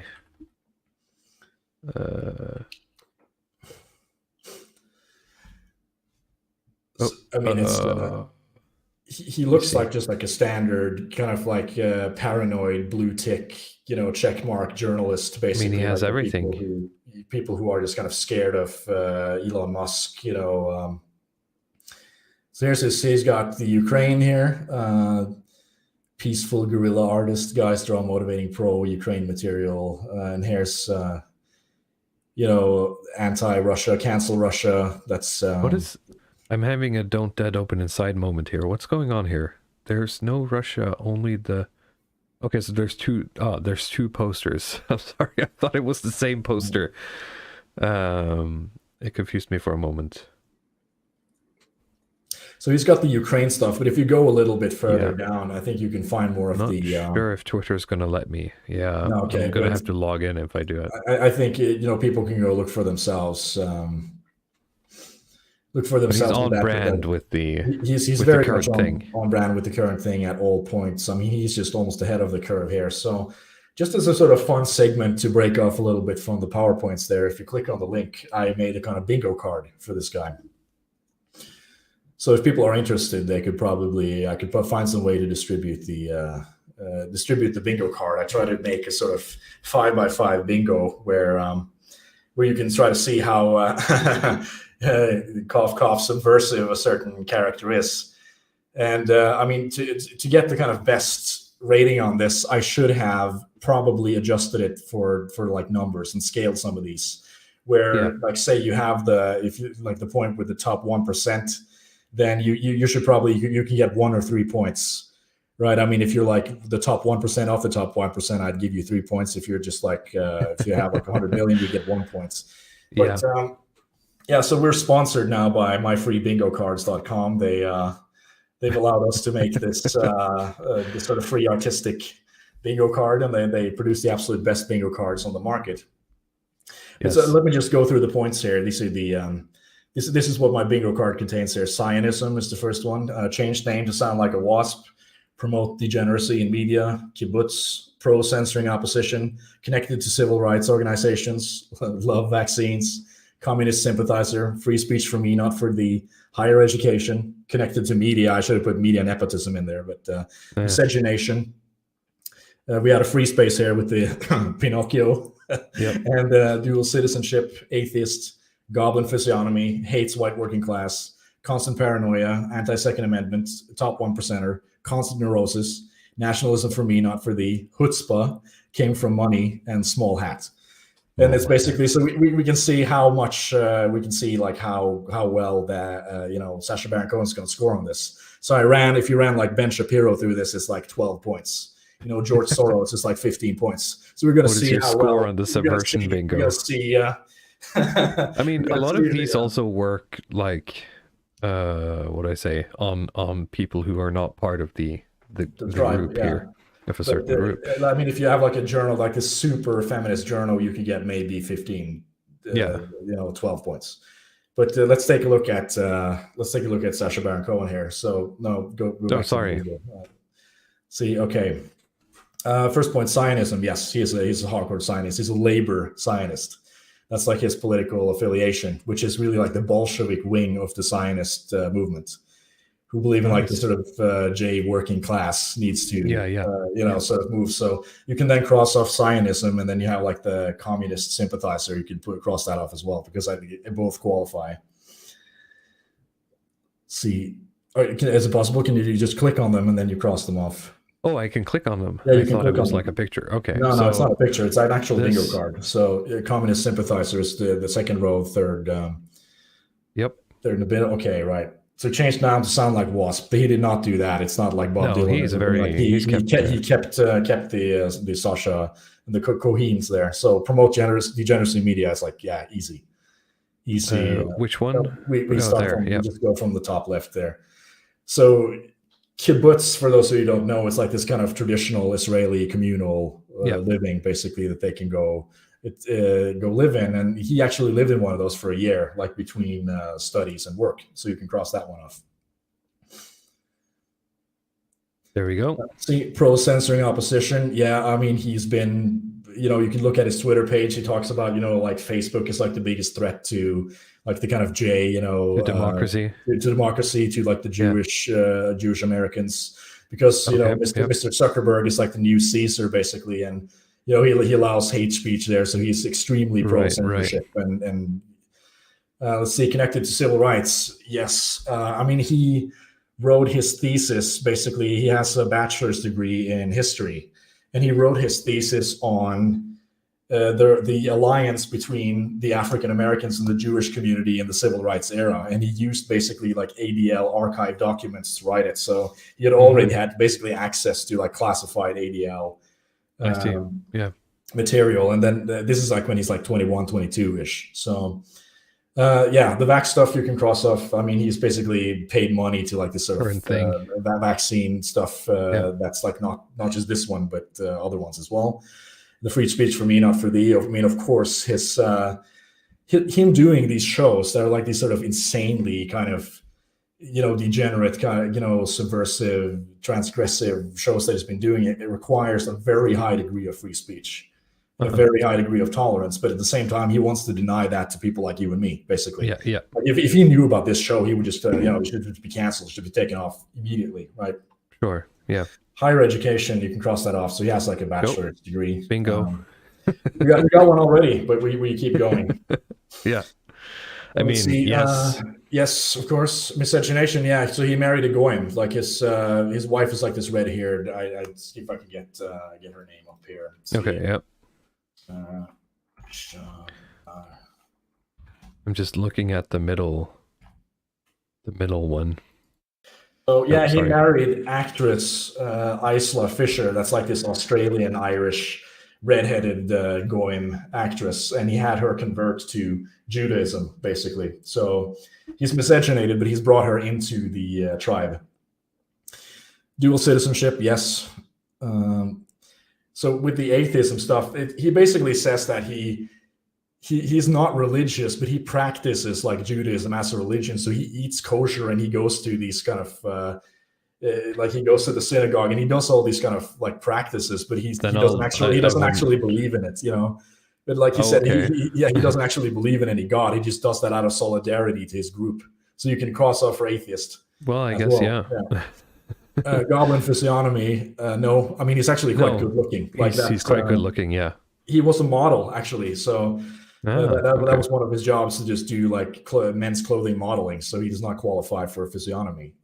Hate white working class. I mean, yeah, we have proof of that. Yeah.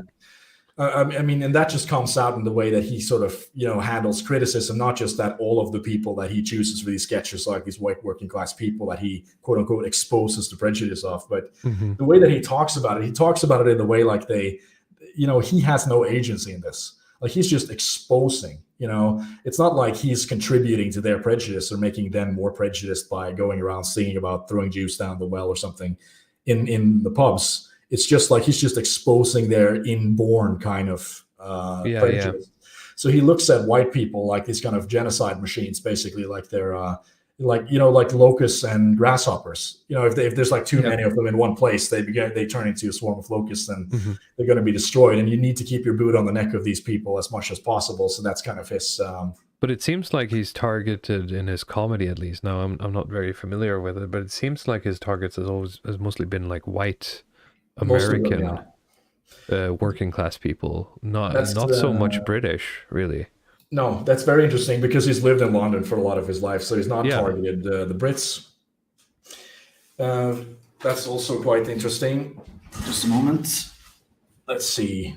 Constant paranoia, I would also check that one off, because if you listen to how much he talks about the certain genocide events, like he's just constantly talking about, it's going to be another genocide if I don't expose these people's, inborn prejudices that they're just born with, basically. Anti-Second Amendment, yes.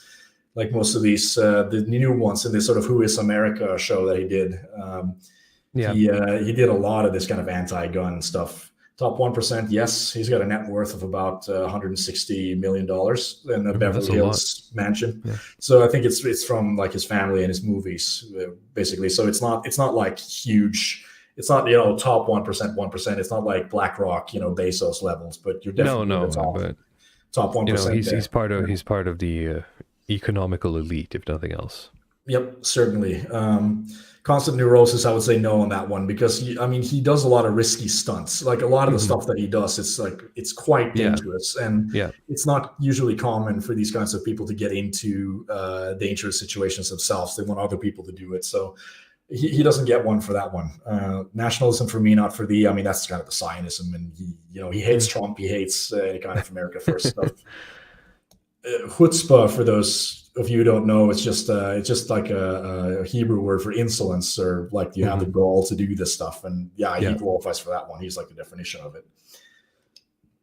So he came from money. His father was basically an editor, and he then owned like a chain of clothing stores.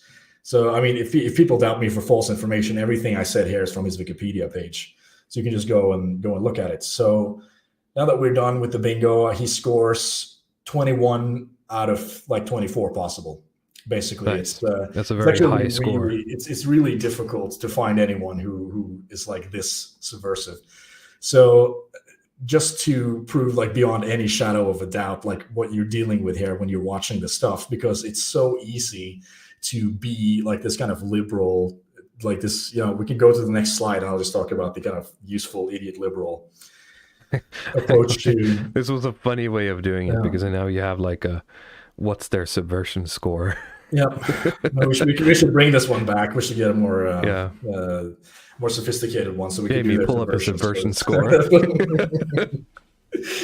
All right, so I put Joe Rogan and Eddie Bravo in here. Eddie Bravo, of course, has nothing to do with this. I just love his kind of blank, idiotic expression as he just stares into emptiness in this photo.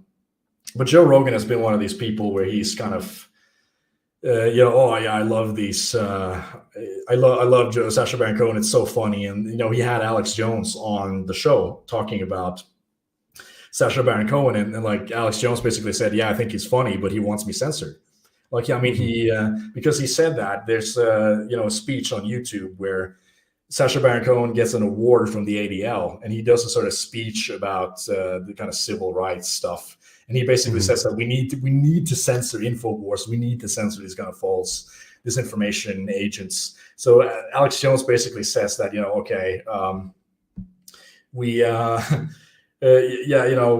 I like him, but he wants me censored. And then Joe Rogan is like, oh come on, man. He's just a human being, man. It's like, we're all flawed, It's just like, free speech, man. It's just free speech. Like it's just some sort of like blind spot, Sacha Baron Cohen, he just has a blind spot. It's not that he's just like this completely, thoroughly, 100% subversive person who has targeted certain like demographics through his politics. That's probably actually more effective than a lot of this, political work. I would argue that. Like he's probably I would argue that too, especially as someone from Europe, in terms of like the media you get representing working class people in America. If you hate these working things class, are incredibly powerful. If you hate working class white Americans, he's likely because of him.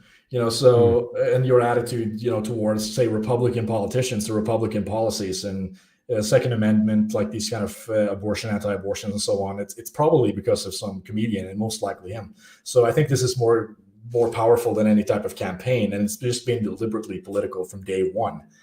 Let's say I put treason as a type of point here, because you have to remember, like for him to be able to do some of the stuff that he does in say Borat, like, in Borat, he's able to then get a spot at a rodeo where he goes in character to sort of sing the national anthem. And then he purposefully botches it to make a kind of joke about on behalf of these people. But there's a very high degree of trust for, say that you are a certain community, and we're going to have like this ritual that's like this national anthem to honor our culture and our values, and you allow this stranger that basically looks different, sounds different, to come in and say, okay, you're going to carry out this ritual that's like our kind of communal thing, and he turns it basically into a joke so that he can make money off of, to make people hate you. To me, it is just like a kind of treason. I have a hard time explaining it as anything else. It's like Joe Rogan comes back, oh man, it's just funny, bro. It's just funny. I don't think it is.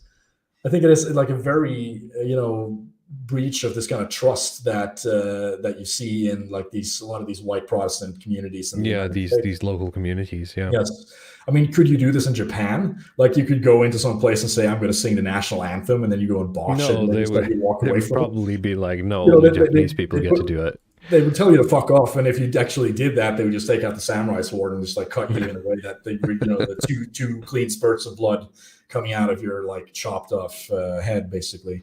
So like in other places you couldn't do it. So he's sort of exploiting that kind of like white working class trust to make a product, making fun of white working class people, getting rich off that stuff, just to shit on them.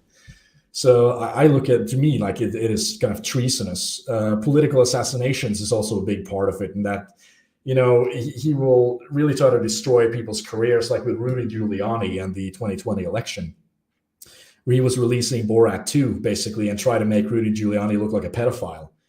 I mean, that's exactly what it is. And if you saw the whole tape, you could see that wasn't, what they were, that wasn't what was going on there. But it was just basically released around the time when Rudy Giuliani came in as a kind of, attorney for Trump during the, all of these kind of election lawsuits. So he he had the footage of Rudy Giuliani. He sat on it and then chooses to release it basically at the time when he comes into the public limelight again. Yeah.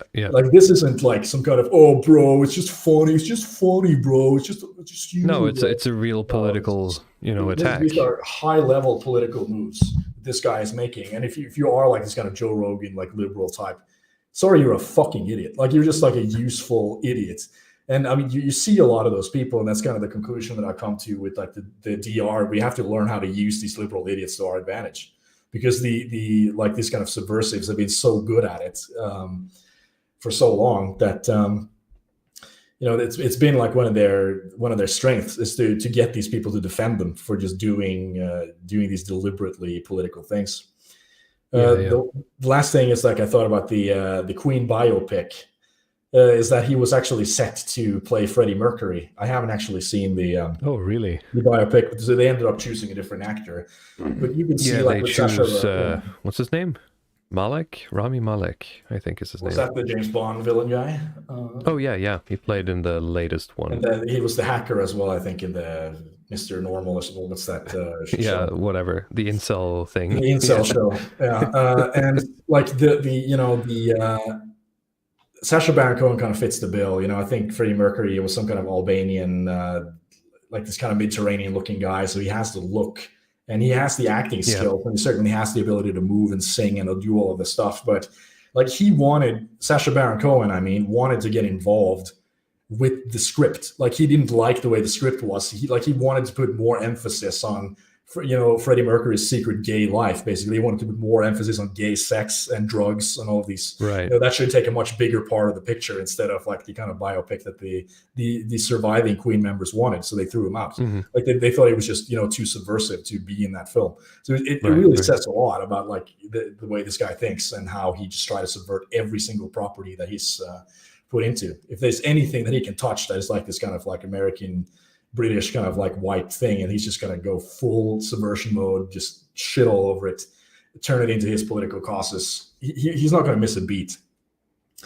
So you could go to the next slide, because we got some more stuff. I already mentioned some of the noteworthy parts there. These are the 2000s filmography, where he Borat and Bruno are the two big ones. You have the kind of Cossack character and the kind of gay character that you saw in the video with the martial arts training. Yep. So he releases these two videos 3 years apart. Already, like I own Bruno, and I watched some of the extra materials on it, and he talked about like already then it was really difficult to run a lot of these sketches because people had seen Borat previously, and they'd become a lot more aware of like, okay, maybe I'm on some kind of show, maybe this is a kind of, so they have to, keep finding people who are like more and more unaware, like totally clueless about this, what's going on in the pop culture, and, get to like further and further into the American heartland, into some places where they don't have TV, to keep doing this stuff, where they have to go with people who are older. And that's what you see like with Who is America. That's like his most recent 2008 kind of outing, that the people he has in that one is just like, they're so old and clueless that like you can't find a single young person who's going to fall for this anymore. But yeah. Have you seen both of these, by the way? I've not seen Bruno. I have seen Borat. Yeah. By the time Bruno came out, I had lost interest in it, in like his style. I actually was one of the people who thought Bruno was really really funny, but of course it fell out of taste with a lot of people, because a lot of people got the like child-friendly, the edited version of Borat, where they took out a lot of the obscene nudity and some of the more degenerate aspects, and they showed that. That's what I got, I think. So it's a sort of family thing, but like Borat is also quite explicit with sexuality if you get the director's cut. So with Bruno, they put in a lot more emphasis on that kind of element. They, the angle that he runs is basically that, he tries to quote unquote play on the prejudice or sort of homophobia that people have, which is really like just doing the I was only pretending to be retarded bit. Basically, it's like if you approach a person who thinks that homosexuals are basically kind of irrational, temperamental, hyperbolic and completely degenerate, and you play a character that is exactly like that, just confirming their prejudice, I don't think you've really proved anything. You just kind of prove that they had a point. But like Bruno is actually a very well-made film, and they had a lot of cool skits in it, like when he tries to politically assassinate Ron Paul, for instance. Or I think I've seen that clip before, actually. Can you just show like the Black Audience talk show thing, because that one is also like a really funny bit.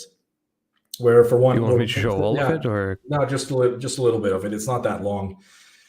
It's 5 minutes. Well, okay, we can just start off, and I can just explain what happened there.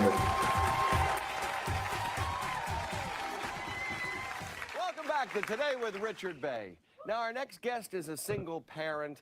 Please welcome Bruno.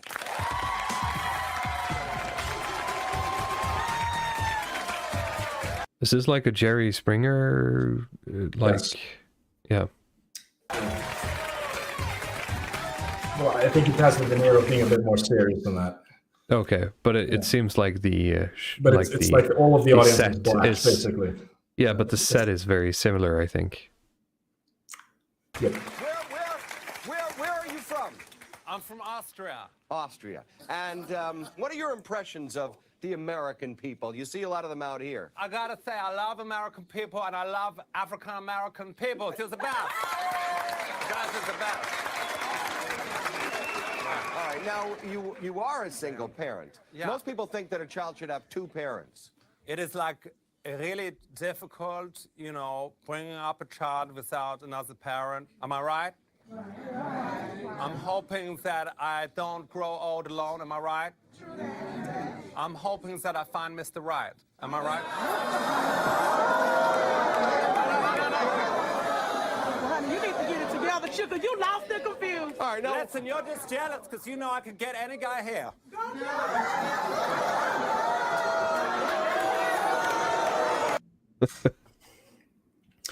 I mean, I can just sum up what happens here, because they take it really far. He starts then playing off this kind of like homophobia, this kind of based homophobia in this.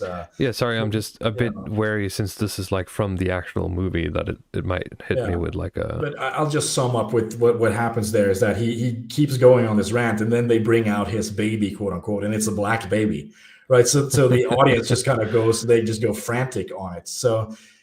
I mean, it's basically kind of a story where he keeps just ramping up these jokes, and they just get worse and worse until it ends with like Child Protective Services coming in to take away his kid, right? And like from my angle, this is actually a kind of good sketch, because it's from the shitlib angle is that, oh, look how homophobic these people are, but yeah, from an ethnocentric angle, it's basically that like you have the black community here, like this kind of black tribe that are sitting here, and they're trying to open up to this kind of white foreigner. And he comes in as like making fun of their culture, and then having like taken one of their babies, basically. And they're just blocking him. Subjecting their baby to all this degenerate crap and this kind of degenerate lifestyle. And then another black woman from the Child Protective Services comes in and takes the baby away from him. So it's actually a little bit kind of endearing. It's like, they took their child back in a sense. But I mean, that's not the shit lib kind of. No, of course not. It's not the kind of shit lib, way to think about it. I mean, yeah, the Ron Paul political assassination was pretty funny. The focus group stuff was probably one of the most kind of notorious scenes. The gay MMA tournament bits is when like he stages this kind of like straight pride MMA tournament thing in some Virginia, some really backwoods place where that basically it starts being MMA and then it turns into like this kind of gay sex show. And the people get so angry that they start tearing the chairs out of the grind and throwing it into the ring and stuff. Like they actually try to attack him, so he has to like escape through some sort of back door. It's that's when I say that he's not like super neurotic, because you need a lot of guts to do stuff like that. It's like a very dangerous stunt. But I thought it would be interesting to look at the bottom link there. That's like the box office comparisons, because then you can see the performance of his movies. See here. So he did basically in the 2000s, he did the Borat movie, the Bruno movie, The Dictator, as Nordanon suggested. So you can see here, Borat is like his moneymaker, basically. Borat had the lowest budget as well, and he made made over 120 mil on. Oh wow, on yeah, that really, that's a stark difference. So Bruno comes in, I think, later at like 60 million, and then The Dictator at sort of similar, at the same numbers, at about the same number. Which of course these movies cost a lot more to make as well, but he made less money. And I mean, I was surprised that The Dictator made as much money as it did. He was riding high on momentum, basically. I thought the movie was scrapped. And The Brothers Grimsby was another one that he did. It is like this sort of, it's not a hidden camera movie. It's like the standard comedy film where there are no hidden cameras. It's just all acting. Yeah. And it bombed, basically. Like there was no interest in this one. I think this like I don't have the data for like the Borat subsequent movie film there, unfortunately, so I can't compare it. But like money wise, it's like basically Borat was kind of the bomb for him, and everything he's tried to do since is just it's just half the shot. So it was just lightning in a bottle, and then he's kind of faded a bit from the public attention because they were just not that into anything else that he was doing. It's a bit like Mike Myers. People liked Austin Powers, but everything else he was doing, it was everything else. He misses the mark. He just misses the mark. It was just stuff that he was interested in, and I don't think the audience cared for. So if we look at the next slide, we can look at a few points from his most recent outing. That's the Who is America? It comes out in 2008, and this is when Trump is president. I mean, at this point, like you can really see how vitriolic he is to these people. There's, it's very kind of, it gets almost to the point where it's like, it's not funny anymore. It's just really dark and humiliating. And I mean, I put in elder abuse there because you can see, like, you have this panel there from the CNN that is okay. Who was pranked by Sacha Baron Cohen, basically, and like this is pretty much all of the sort of like the staple right guys, and then there's Bernie, of course, but this is a geriatric. Joe Arpaio, you have Sarah Palin, Joe Walz, Dick Cheney.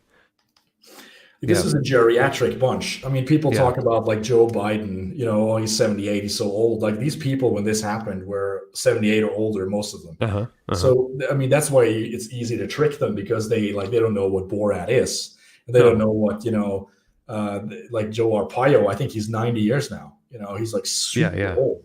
And it's easy to like make fun of these people, in this really kind of crude way, and make fun of their politics. And I mean, of course, like with Bernie Sanders, it was basically just like this softball thing where he, they were, even in the Bernie Sanders sketch, they were making fun of white Americans, basically, because Sacha Baron Cohen plays this kind of like overweight mobility scooter guy who talks about how bad healthcare is, and they can sort of like make fun of that stuff. But I mean, the stuff they get into here, it's just really like, it's really dark. They get one guy to sort of scream the N-word. If you go on the clips link, you can see some of the clips. Is this the one like you're going to attract attention, and then he just like yells the that's the try to do this kind of anti-terrorist training.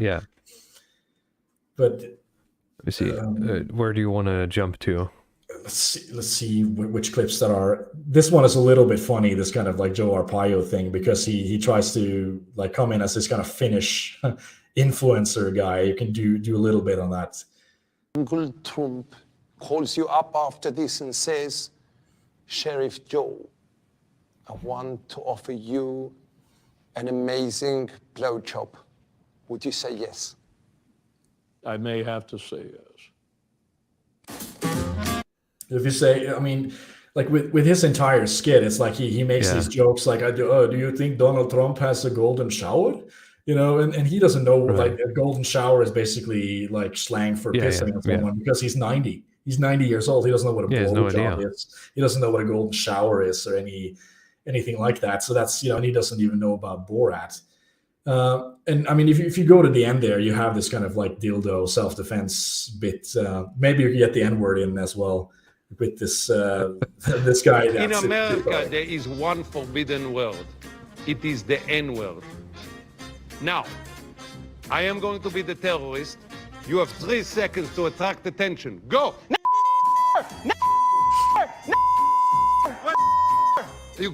The worst part is, like, for a second there, like, you can see how, like, oh, sorry, oh, did I ruin it? Like, see how happy he is that he got him to like yell it, right? Look at he his almost face, breaks though. character. Yeah. I mean, he looks like he's in pain trying to do it. And like, this is what I talk about, like a humiliation ritual, because I mean, he's playing this kind of Israeli military character there.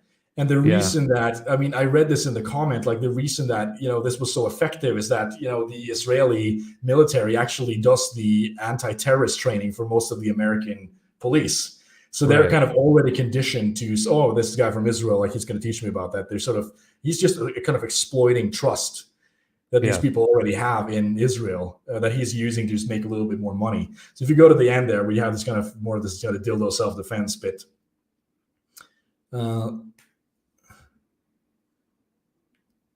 Okay, let's try to do this guy. Yeah. Is the groin. So I am going to attack the groin. Really? You identify the target, I put up the sword, I am talking, and now you attack. No! Drop your weapon, stay cool! If you just pause it here.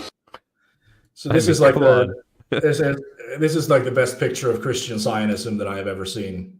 Really, I mean, like you have the sort of American Protestant gun appreciator on his knees there with the Israeli dildo in his mouth, and I mean he's just kind of relying on basically how much trust these people have. But you saw the person that he put in there. He's just a nobody. He's not even a celebrity. He's just like some kind of like some sort of grug. He's the founder of the Youth Shooters of America. They don't even exist anymore. It's just like a local gun club. He's like a truck driver. He's like this absolute nobody who's completely unaware of everything. So that's like this. Why I think that this is kind of it's basically like a humiliation ritual that he's putting these people through. That it's not, it's almost not funny anymore. It's just like he's just rubbing it into these people. I can't really add anything. I think I've kind of covered all my bases on Mr. Cohen here. I don't know if you have anything. No, I wasn't very aware of, as I said, I watched probably the family-friendly version of Borat, and then I haven't watched anything else from him. So I was not aware of all of this. Right. In the finishing slide here, I thought we would just have kind of an open discussion. So I put in some properties. Yeah, and just throwing up the kind of best stuff here. All of you in the chat can help out as well. If you remember any of the mid-2000s properties that you feel is fitting of the, if you think back on it, it's like, wow, that was why did I enjoy this? So I mean, in the bottom left corner there, I got the kind of jigsaw doll guy there. I mean, it's not just trying to reference the Saw series that was very popular in the 2000s, but the whole genre of this kind of torture porn stuff. I mean, then we're also talking about, why does free speech exist? Does it exist so you can make like photorealistic torture movies, basically, that people go to watch or that, teens try to impress each other with? It's a lot of it is quite disgusting because it's so kind of reliant on people just showing up to watch graphic torture. Yeah. I don't know. Was that a big thing when you were going to high school? It was a huge thing, but I was never into it, so it's hard for me to comment on that specifically because I don't think I ever saw any of them. No pun intended. But yeah, it was a big thing. It was. But I think it started with the Texas Chainsaw Massacre. Yeah, I mean, that was in the 70s. Do you mean the remake? Yes. Yes, because there was one for like my generation. And like these Saw movies, at least the first ones, they're not incompetently made. And like this kind of Eli Roth Hostel, it's not like an incompetent movie, but it's just this emphasis on we're going to do a photorealistic gore and torture as a kind of marketed product. It's a bit concerning when that becomes like the kind of mainstream household entertainment. Oh, maybe I'm wrong. Maybe it wasn't that. I just remember there was like one big horror movie that sort of kicked off, and then Saw. Yeah. Sort of carried on. Anyway, I see Nordanon commenting on Conker's Bad Fur Day. That's a property that, I mean, for me, this is the hardest one to come back and shit on because I really, really enjoyed it. Like, this was super funny to play, but I can kind of. It's like it's like someone looked at the old like Nintendo games of like Mario and it was like, yeah, but what if it had more poo-poo jokes? And it had a lot of references as well. I was just sort of, well, sure, kind of lazy with this sort of other movies that they put in there. And if you've not, I mean, for me at the time when I played it, I hadn't seen all these movies. Like I hadn't seen Saving Private Ryan or The Matrix. Well, maybe I had seen The Matrix, but a lot of these other properties that they're referring to, Night of the Living Dead and so on, I hadn't seen it. Bram Stoker's Dracula, I think, is in there. So if it's the first time, you think that this product is a lot more creative than it is. Because in reality, they're just kind of copying all these other. Yeah, they're just things. Stealing from other places. Yeah. But of course, sorry. It was competently made. I can't complain. Some of the jokes were kind of funny. Some of the voice acting was pretty funny in it. But it's not something that I want kids too young to be exposed to. No, of course not. And then there's all of the. I think I put you on that track with all of these like stoner. Seth Rogen, American Pie type movies that I remember being a big part of sort of like early teenage years. Yeah. When you have one joke, it's like dude, weed, LMAO. It's dude, weed, LMAO, and like boobies, and that's the joke. But weed was transgressive in the early 2000s, so that's kind of why it works. Yeah, but it comes from the same. It comes from the same place as the Postal stuff, where it's just about being as edgy as possible. But and it can like only work. Thinking back on it, it must have like totally destroyed your brain, or my brain in this case. I'm glad I got out of it. Yeah, me too. I mean, but like we talked about, a lot of the attitudes that I had to these big issues, say like gun control or abortion or legalization or stuff like that, it comes from these movies. It comes from the attitudes that are portrayed here. And because when you're like 12, 13, 14, 15 years old, or even further beyond, I mean, your political knowledge or your political, brain or overview is just going to be, what a movie told you. I mean, we joke about like men picking like out of 4 main characters when they become like 16. Like, which one are you going to emulate? Are you going to be like the driver from Drive? Or are you going to be, but that's kind of how it works, right? Yes. And then you spend like 10 years basically trying to rewire yourself into an actual human being by the time you're 30. And a lot of people don't make it, Unfortunately to say, but for a lot of people, especially if you live outside of the United States, or if you live in the United States, these movies are like the first exposure you get to some of these larger political debates that exist.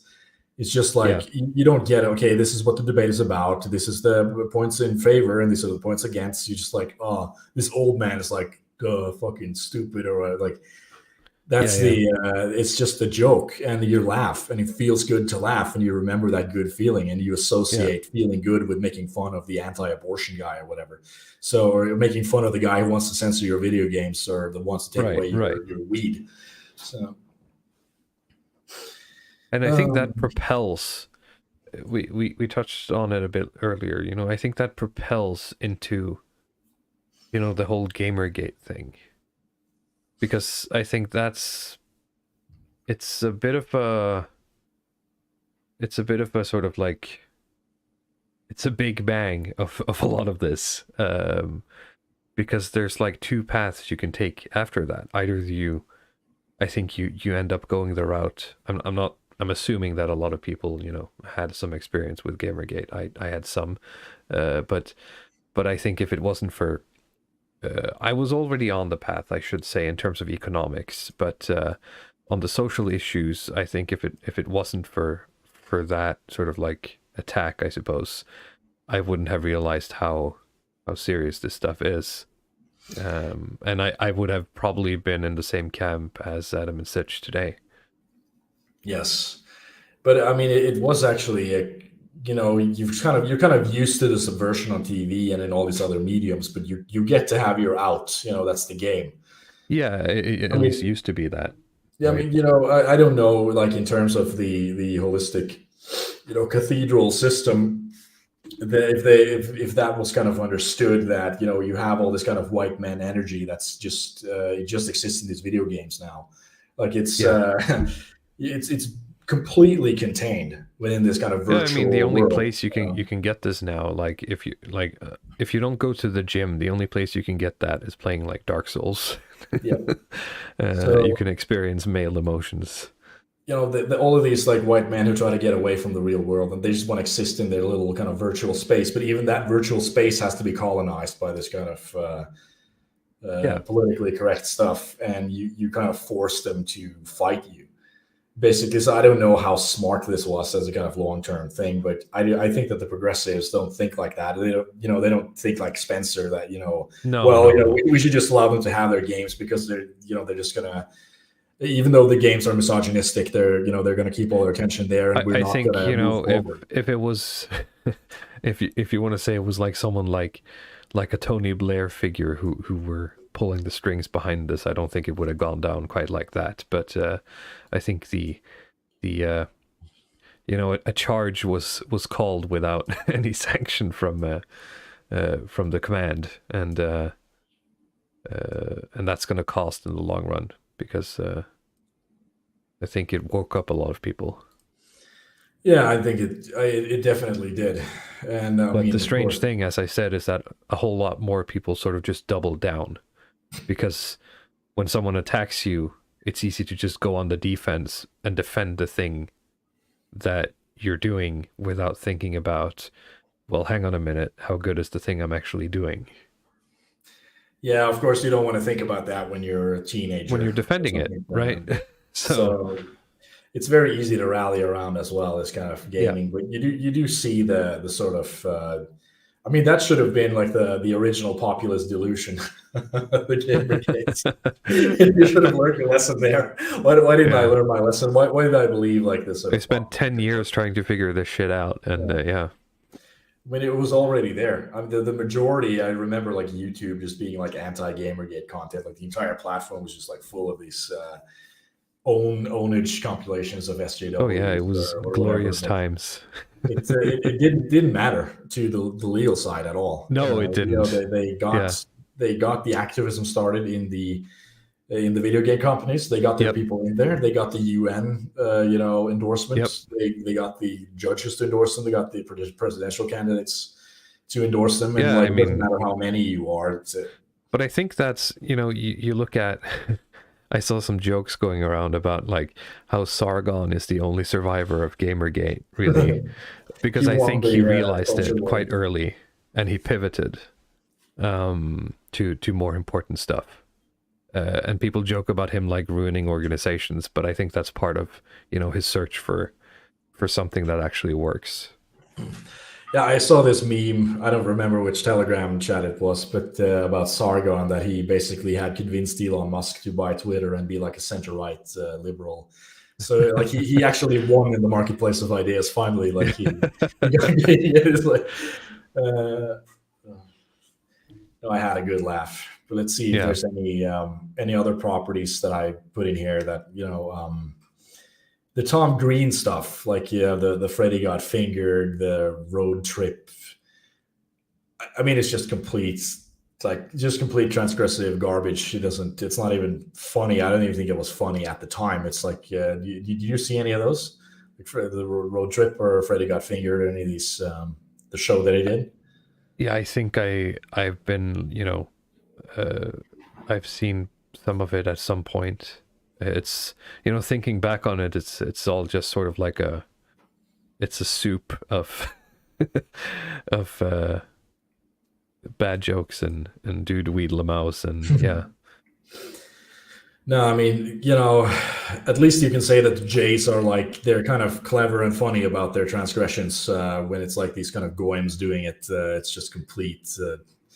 It's just transgressions to transgress. It's just like this. This complete shit that they make. So I will give the devil his due on that one. So yeah, I put the Nico Bellic there. I think that's the GTA protagonist. He's like number 2 in the top row. Yeah, it's GTA 4. I played a lot of that. Yep. At least, yeah, I think most people did. That's the reason that GTA 5 sold so much, is because the 4th one was really popular. Yeah. I mean, for me, I was never that into open world games usually, especially not that kind. If I liked it, it had to have some kind of role playing element in it, some RPG kind of stacked thing that you could level up while you're moving around. So. Yeah. I mean, I kind of liked. This sounds like I'm a total like contrarian tard, but I kind of liked like the GTA 1 and 2, like where you just have this kind of top down. Oh yeah, I played a lot of GTA. I think it was 2, if it's the top down one. Yeah. That was a lot of fun. I mean, like these games, these sort of Devolver games, like Hotline Miami 1 and 2. It's basically like a spiritual sequel to those games, and it kind of holds up. It's still fun. Yeah. I mean, sitcoms. I don't know how good it was for me as a kid to be playing that game. Or kid, I guess I was a bit older, but. Yeah, I mean, when I think about it, I don't remember it as being a kind of corrupting influence. I just thought, okay, this is like a funny thing to do, or I think the top-down GTA sort of preserved a bit more of the. The distance because of the top-down perspective. Well, I can't say that if Postal is the same. Well, it's I don't not, know. There's like something more arcadey about it that Postal doesn't do. It's I don't know. Or maybe it just ruined me. Yeah, no, it's. I mean, Postal 1 was isometric. It wasn't top-downs, but it's still like graphically, it's also very kind of Lego block type. Yeah, it was like pixelated. Yeah. Pixelated. I mean, with the sitcom side, I've never paid that much attention to. I was never that big on sitcoms. I know like that 70s show was very big at the time. 2.5 Men was big at the time. Yeah. I mean, what else? There's what's the one? The How I Met Your Mother is huge, I guess, for those days. And Big Bang Theory, of course. But that's still probably... Is that still going? I think they've ended it. They probably should. Let me just go. Okay. Is 30 Rock another one of those like Dude Weedlemouse type? I don't think it was. Yeah, it ended in 2019. Big Bang Theory. Okay. Scrubs. I remember having friends watching that. Was Scrubs that retarded? Like, I think it was a bit more tempered. I don't know. I'm just looking at a list here of like. Yeah. Right. Well, yeah, I think I've sort of covered most of the things that I wanted. Should we do some audience questions? Yeah, if anyone have any questions for us, I mean, please throw them up in the chat, and we'll just hang out for a bit. But this was fun. I mean, I jokingly put up the poll about whether the feminists were right in critiquing our video games. And it has, the yes side has grown slightly. I think I won some people over. Yeah, I think you did. But I also just wanted to get people in the mood of thinking about this before we got into it. People are talking about Mr. Metacore. I have not really engaged with Metacore since, I mean, he used to go by like Internet Aristocrat back in the day, didn't he? Yep, that's him. Yeah. The last time I saw him was like with the Nick Fuentes debate thing. I don't know if there's any new development since then, or is that what they're talking about now? I don't know. They're talking about whether or not he's Scandinavian, I think. Frasier and X-Files. I have seen Frasier and X-Files, but I mean, that wasn't contemporary to me. That's just because my dad liked it. I actually want to go back and watch X-Files. I mean, I think I only saw a few episodes on TV, but it's I think it's sort of 90s enough to the point where it would be watchable. Yeah, I think so too. I didn't have any problem with it, but it's been quite a while since I've seen it. Someone says that Candace Owens is a Gamergate alum. I didn't know she was actually specifically from Gamergate.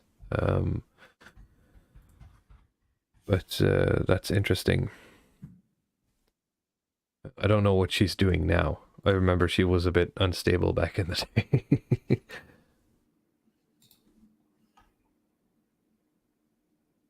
Scully is a babe. I agree.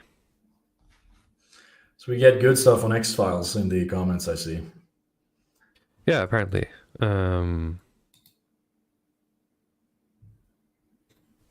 But it's been quite a while since I saw in the sitcoms there, I saw Black Books. That's one of my favorite. I almost wouldn't call it a sitcom. I would almost just call it like a humor show. But that's probably because it's British.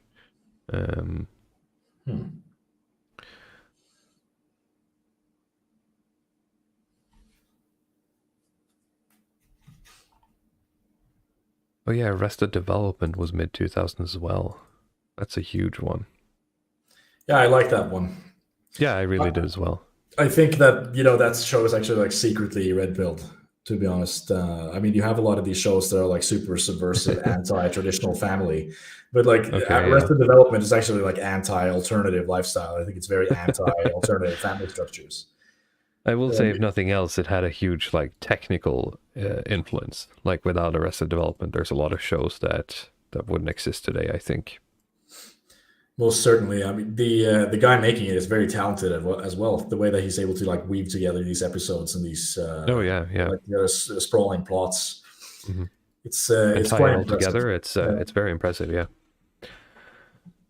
And it's rewarding as well for people. I mean, it's in that sense ahead of its time because it aired before streaming, but it really rewards you for watching it in sequence, which I think is part of why maybe it failed in the first run. Can we talk about Scrubs yet? Well, we mentioned Scrubs. I didn't watch Scrubs. Like, it was on TV at times in the background. But I never actively watched Scrubs. I had a lot of friends who watched that stuff, so they made me watch episode, but I didn't do it on my own initiative, unfortunately. No. What's the red pill take on Scrubs? Yeah, someone give us a hot take on Scrubs. Let's see. Renovatio says never watched the rest of the album. I've only seen scenes. Seems that there is a lot of irony, sure, but there's also just a lot of good sort of like crafted comedy, I think. The way I would sell right-wing people on that show is that it's actually taking the piss out of people trying to have modern family structures in a very real way. Like you have this sort of Tobias Fjonke and his wife, and they try to have an open relationship, and they try to do a lot of this kind of modern stuff, and it just completely falls flat. And they try to raise their kids in a sort of very liberal way, and it just backfires on them. Like all of these people who try to live like this kind of more, liberal lifestyle, it never ends well for them. I suppose it's kind of like, I haven't seen very much of it, but I suppose it's kind of like It's Always Sunny in Philadelphia, in that, it's I think they wanted to originally sort of base it in California, but they were blocked by the producers because they felt it would be like too real, as in like people would actually just be offended because it's like about these like 5 horrible people, and Californians would be like, they would recognize themselves too much. Yeah, it's not funny anymore. It's just a an insult. Documentary. Yeah, it's just a documentary. I like that. I like that show too. I mean, it's hard to watch. I haven't watched all of it, so I've just heard that story. So, my audio is cutting out again. Just a moment.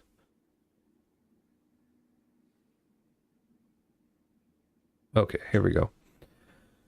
To think the Simpsons were considered edgy ones is mind-boggling to me, says Nordan. That's true. I mean, I suppose a lot of people still watch it, so it's just sort of like a walking corpse at this point.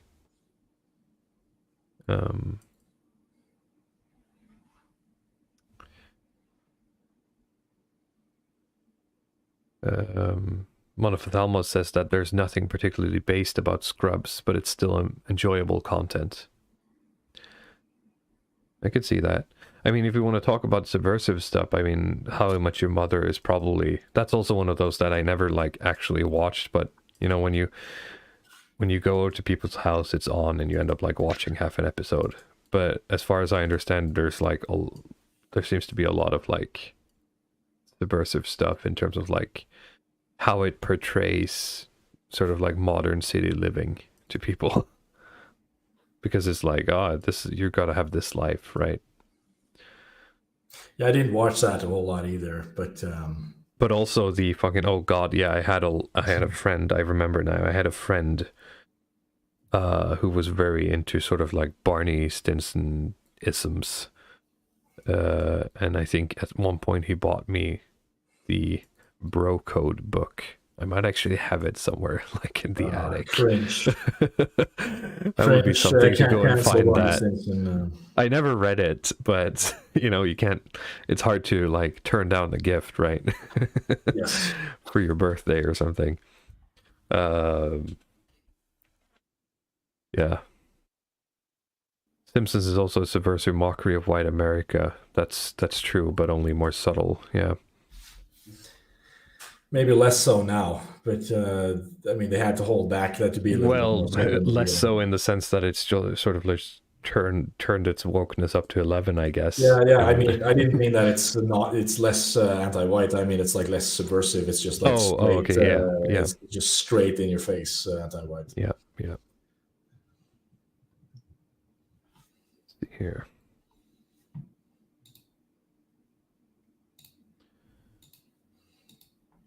Hmm.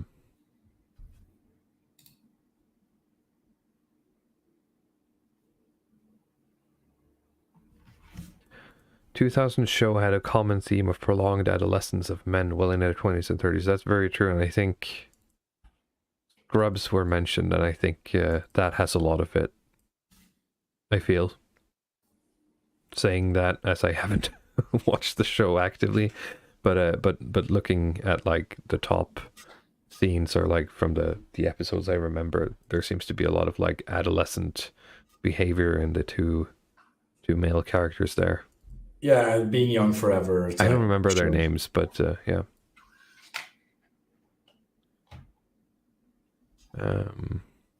You ever see the Simpsons episode where they get upset about Norwegian descended immigrants? No, I have not.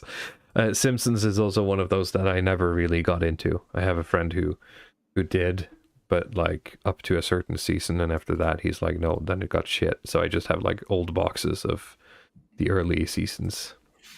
But I never got into it.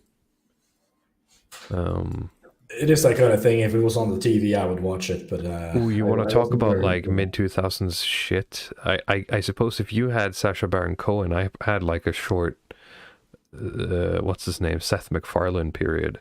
You remember he did like videos that weren't. The latest one I don't think I saw, the Wild West kind of one, but but like in general, his stuff for like a short period.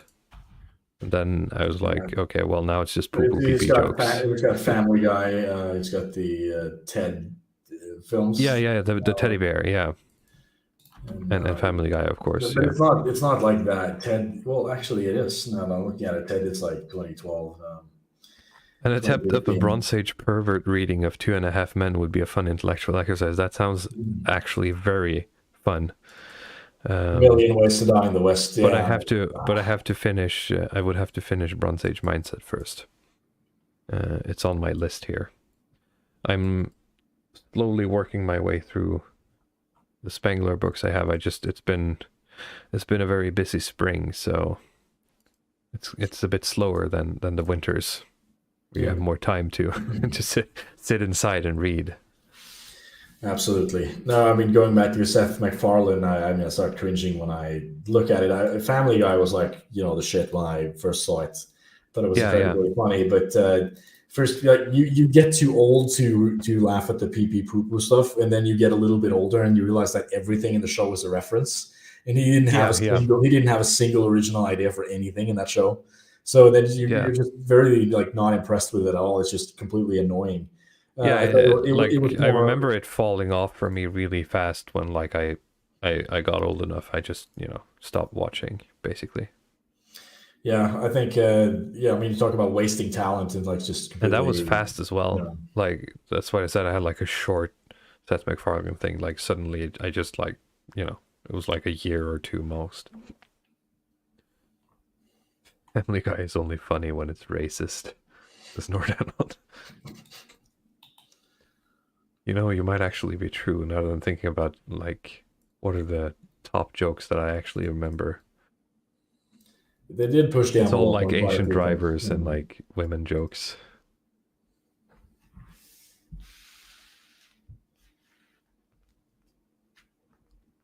Slowly working your way through a Spengler book sounds like a long time with those books. Well, I'm slowly working my way through in terms of well, yeah, it's taking a lot of time. It's not that it's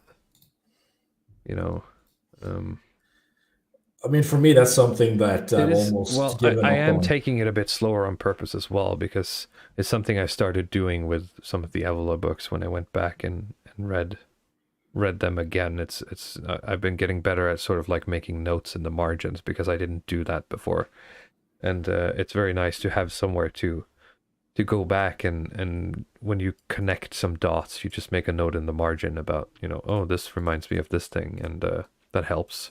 So I guess I'm going through it slower than I would if I was just straight up reading it as well. I mean, for me, I think, I don't have a very good track record of finishing books with over 1,000 pages. I try to get through Tragedy and Hope, and I sort of just had to like read parts of it. And the problem is, The Decline of the West is 2 volumes, first of all, and it's this like shitty, almost like photocopied version where like the font size is like 10, and it's like 1 million pages, so that makes it more of a strain on the eyes as well. Yes, I've seen it. It is like biblical size. Yeah, I do have sort of the abridged version as well, so I might try to speed through that and like leave the others as sort of like homework for later. But I don't know how good that is. Yeah. I'm going to leave that to the specialists. I mean, usually I can count on myself to finish books that are about 300 to 400 pages. When I start going to these that are like 1,000 pages plus, it's like I don't have a good track record of being able to finish. It's a rough undertaking. I can tell you that, but it's also very interesting because it's through osmosis you absorb a lot of these same ideas from other thinkers on the dissident right, and recognizing the origins or like other connecting ideas that come from other places as I read these books is very fun.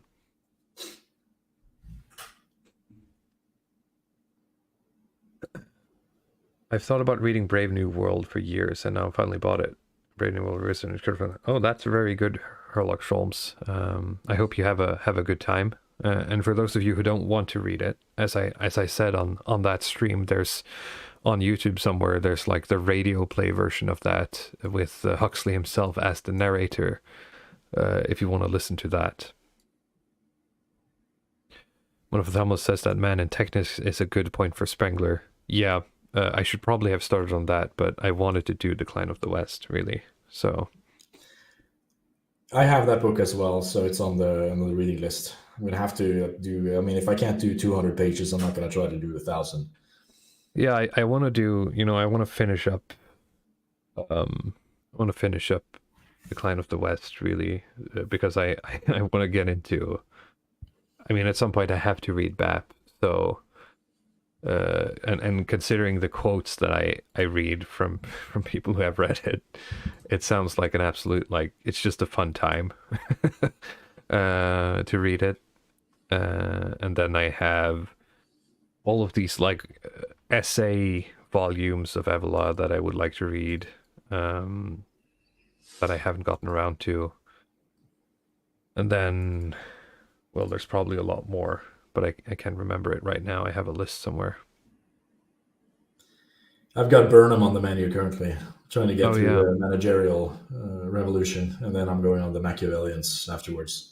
Yeah, that's a good one too. Yeah, I should probably get that. Been a bit sloppy now that the weather has gotten yeah, better. I'm also waiting. I'm still waiting. It's been a month, and I ordered the Populist Delusion, and it hasn't arrived yet. It's not a month, but it's been quite a while. And I ordered it, and I haven't heard back from the Imperium guys. So maybe I just ordered it too slow, and it hasn't shipped. Is it like low key? Is this good? The Populism book? I don't know. I haven't read it. No. Something that I could consider by this buying Iranian woman, support, I'm told, but other than that, to support this kind of Iranian person that made it. But yeah, I'm just kind of curious if people actually thought it was good or not, because that's always a risk that you're running into with writing books. It's a very tricky undertaking.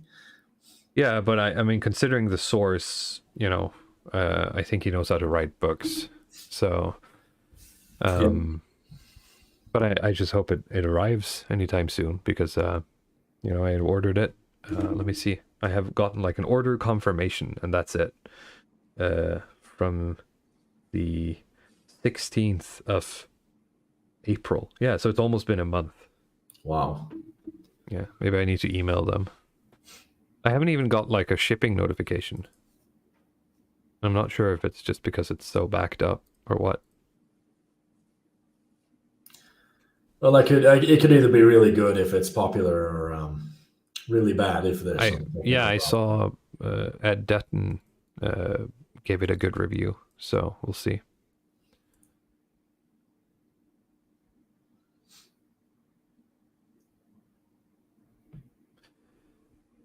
All right. Is there anything we want to cover? We're getting on 2 hours and 45 minutes here. No, I don't have anything else. Yeah. I hope everybody enjoyed it. So it was sort of a fun topic to cover. It seemed like we had a lot. Yeah, I think it's it's something a little bit different in the sense that it's one of those things where your first take is obviously keep your hands off my video games, but maybe there's something more to it. Yeah, I thought that would just be a fun thing, and it seems like we've had consistent viewer numbers through the stream as well. Yeah. People aren't dropping off because they think it's boring. It's sort of okay, you can stop watching. It's like, okay, this is kind of an engaging. Apparently, railing against Sacha Baron Cohen was a big hit. Yeah, I think so. I don't know why. Let's not look into why. I don't know why. It's just happens. I don't know, Julius Flavius says, don't know if all these sex change and multiple sexes people would like Evola's Eros and the Mysteries of Love. No, I don't think so either. What's the quote from it? Like, a woman who's fully a woman, or a peasant who's fully a peasant, is better than any man or king who fails to be himself, or something. It's some, like, of course, it's very much more erudite than I can, the Apollo, let's see. Let me find it here.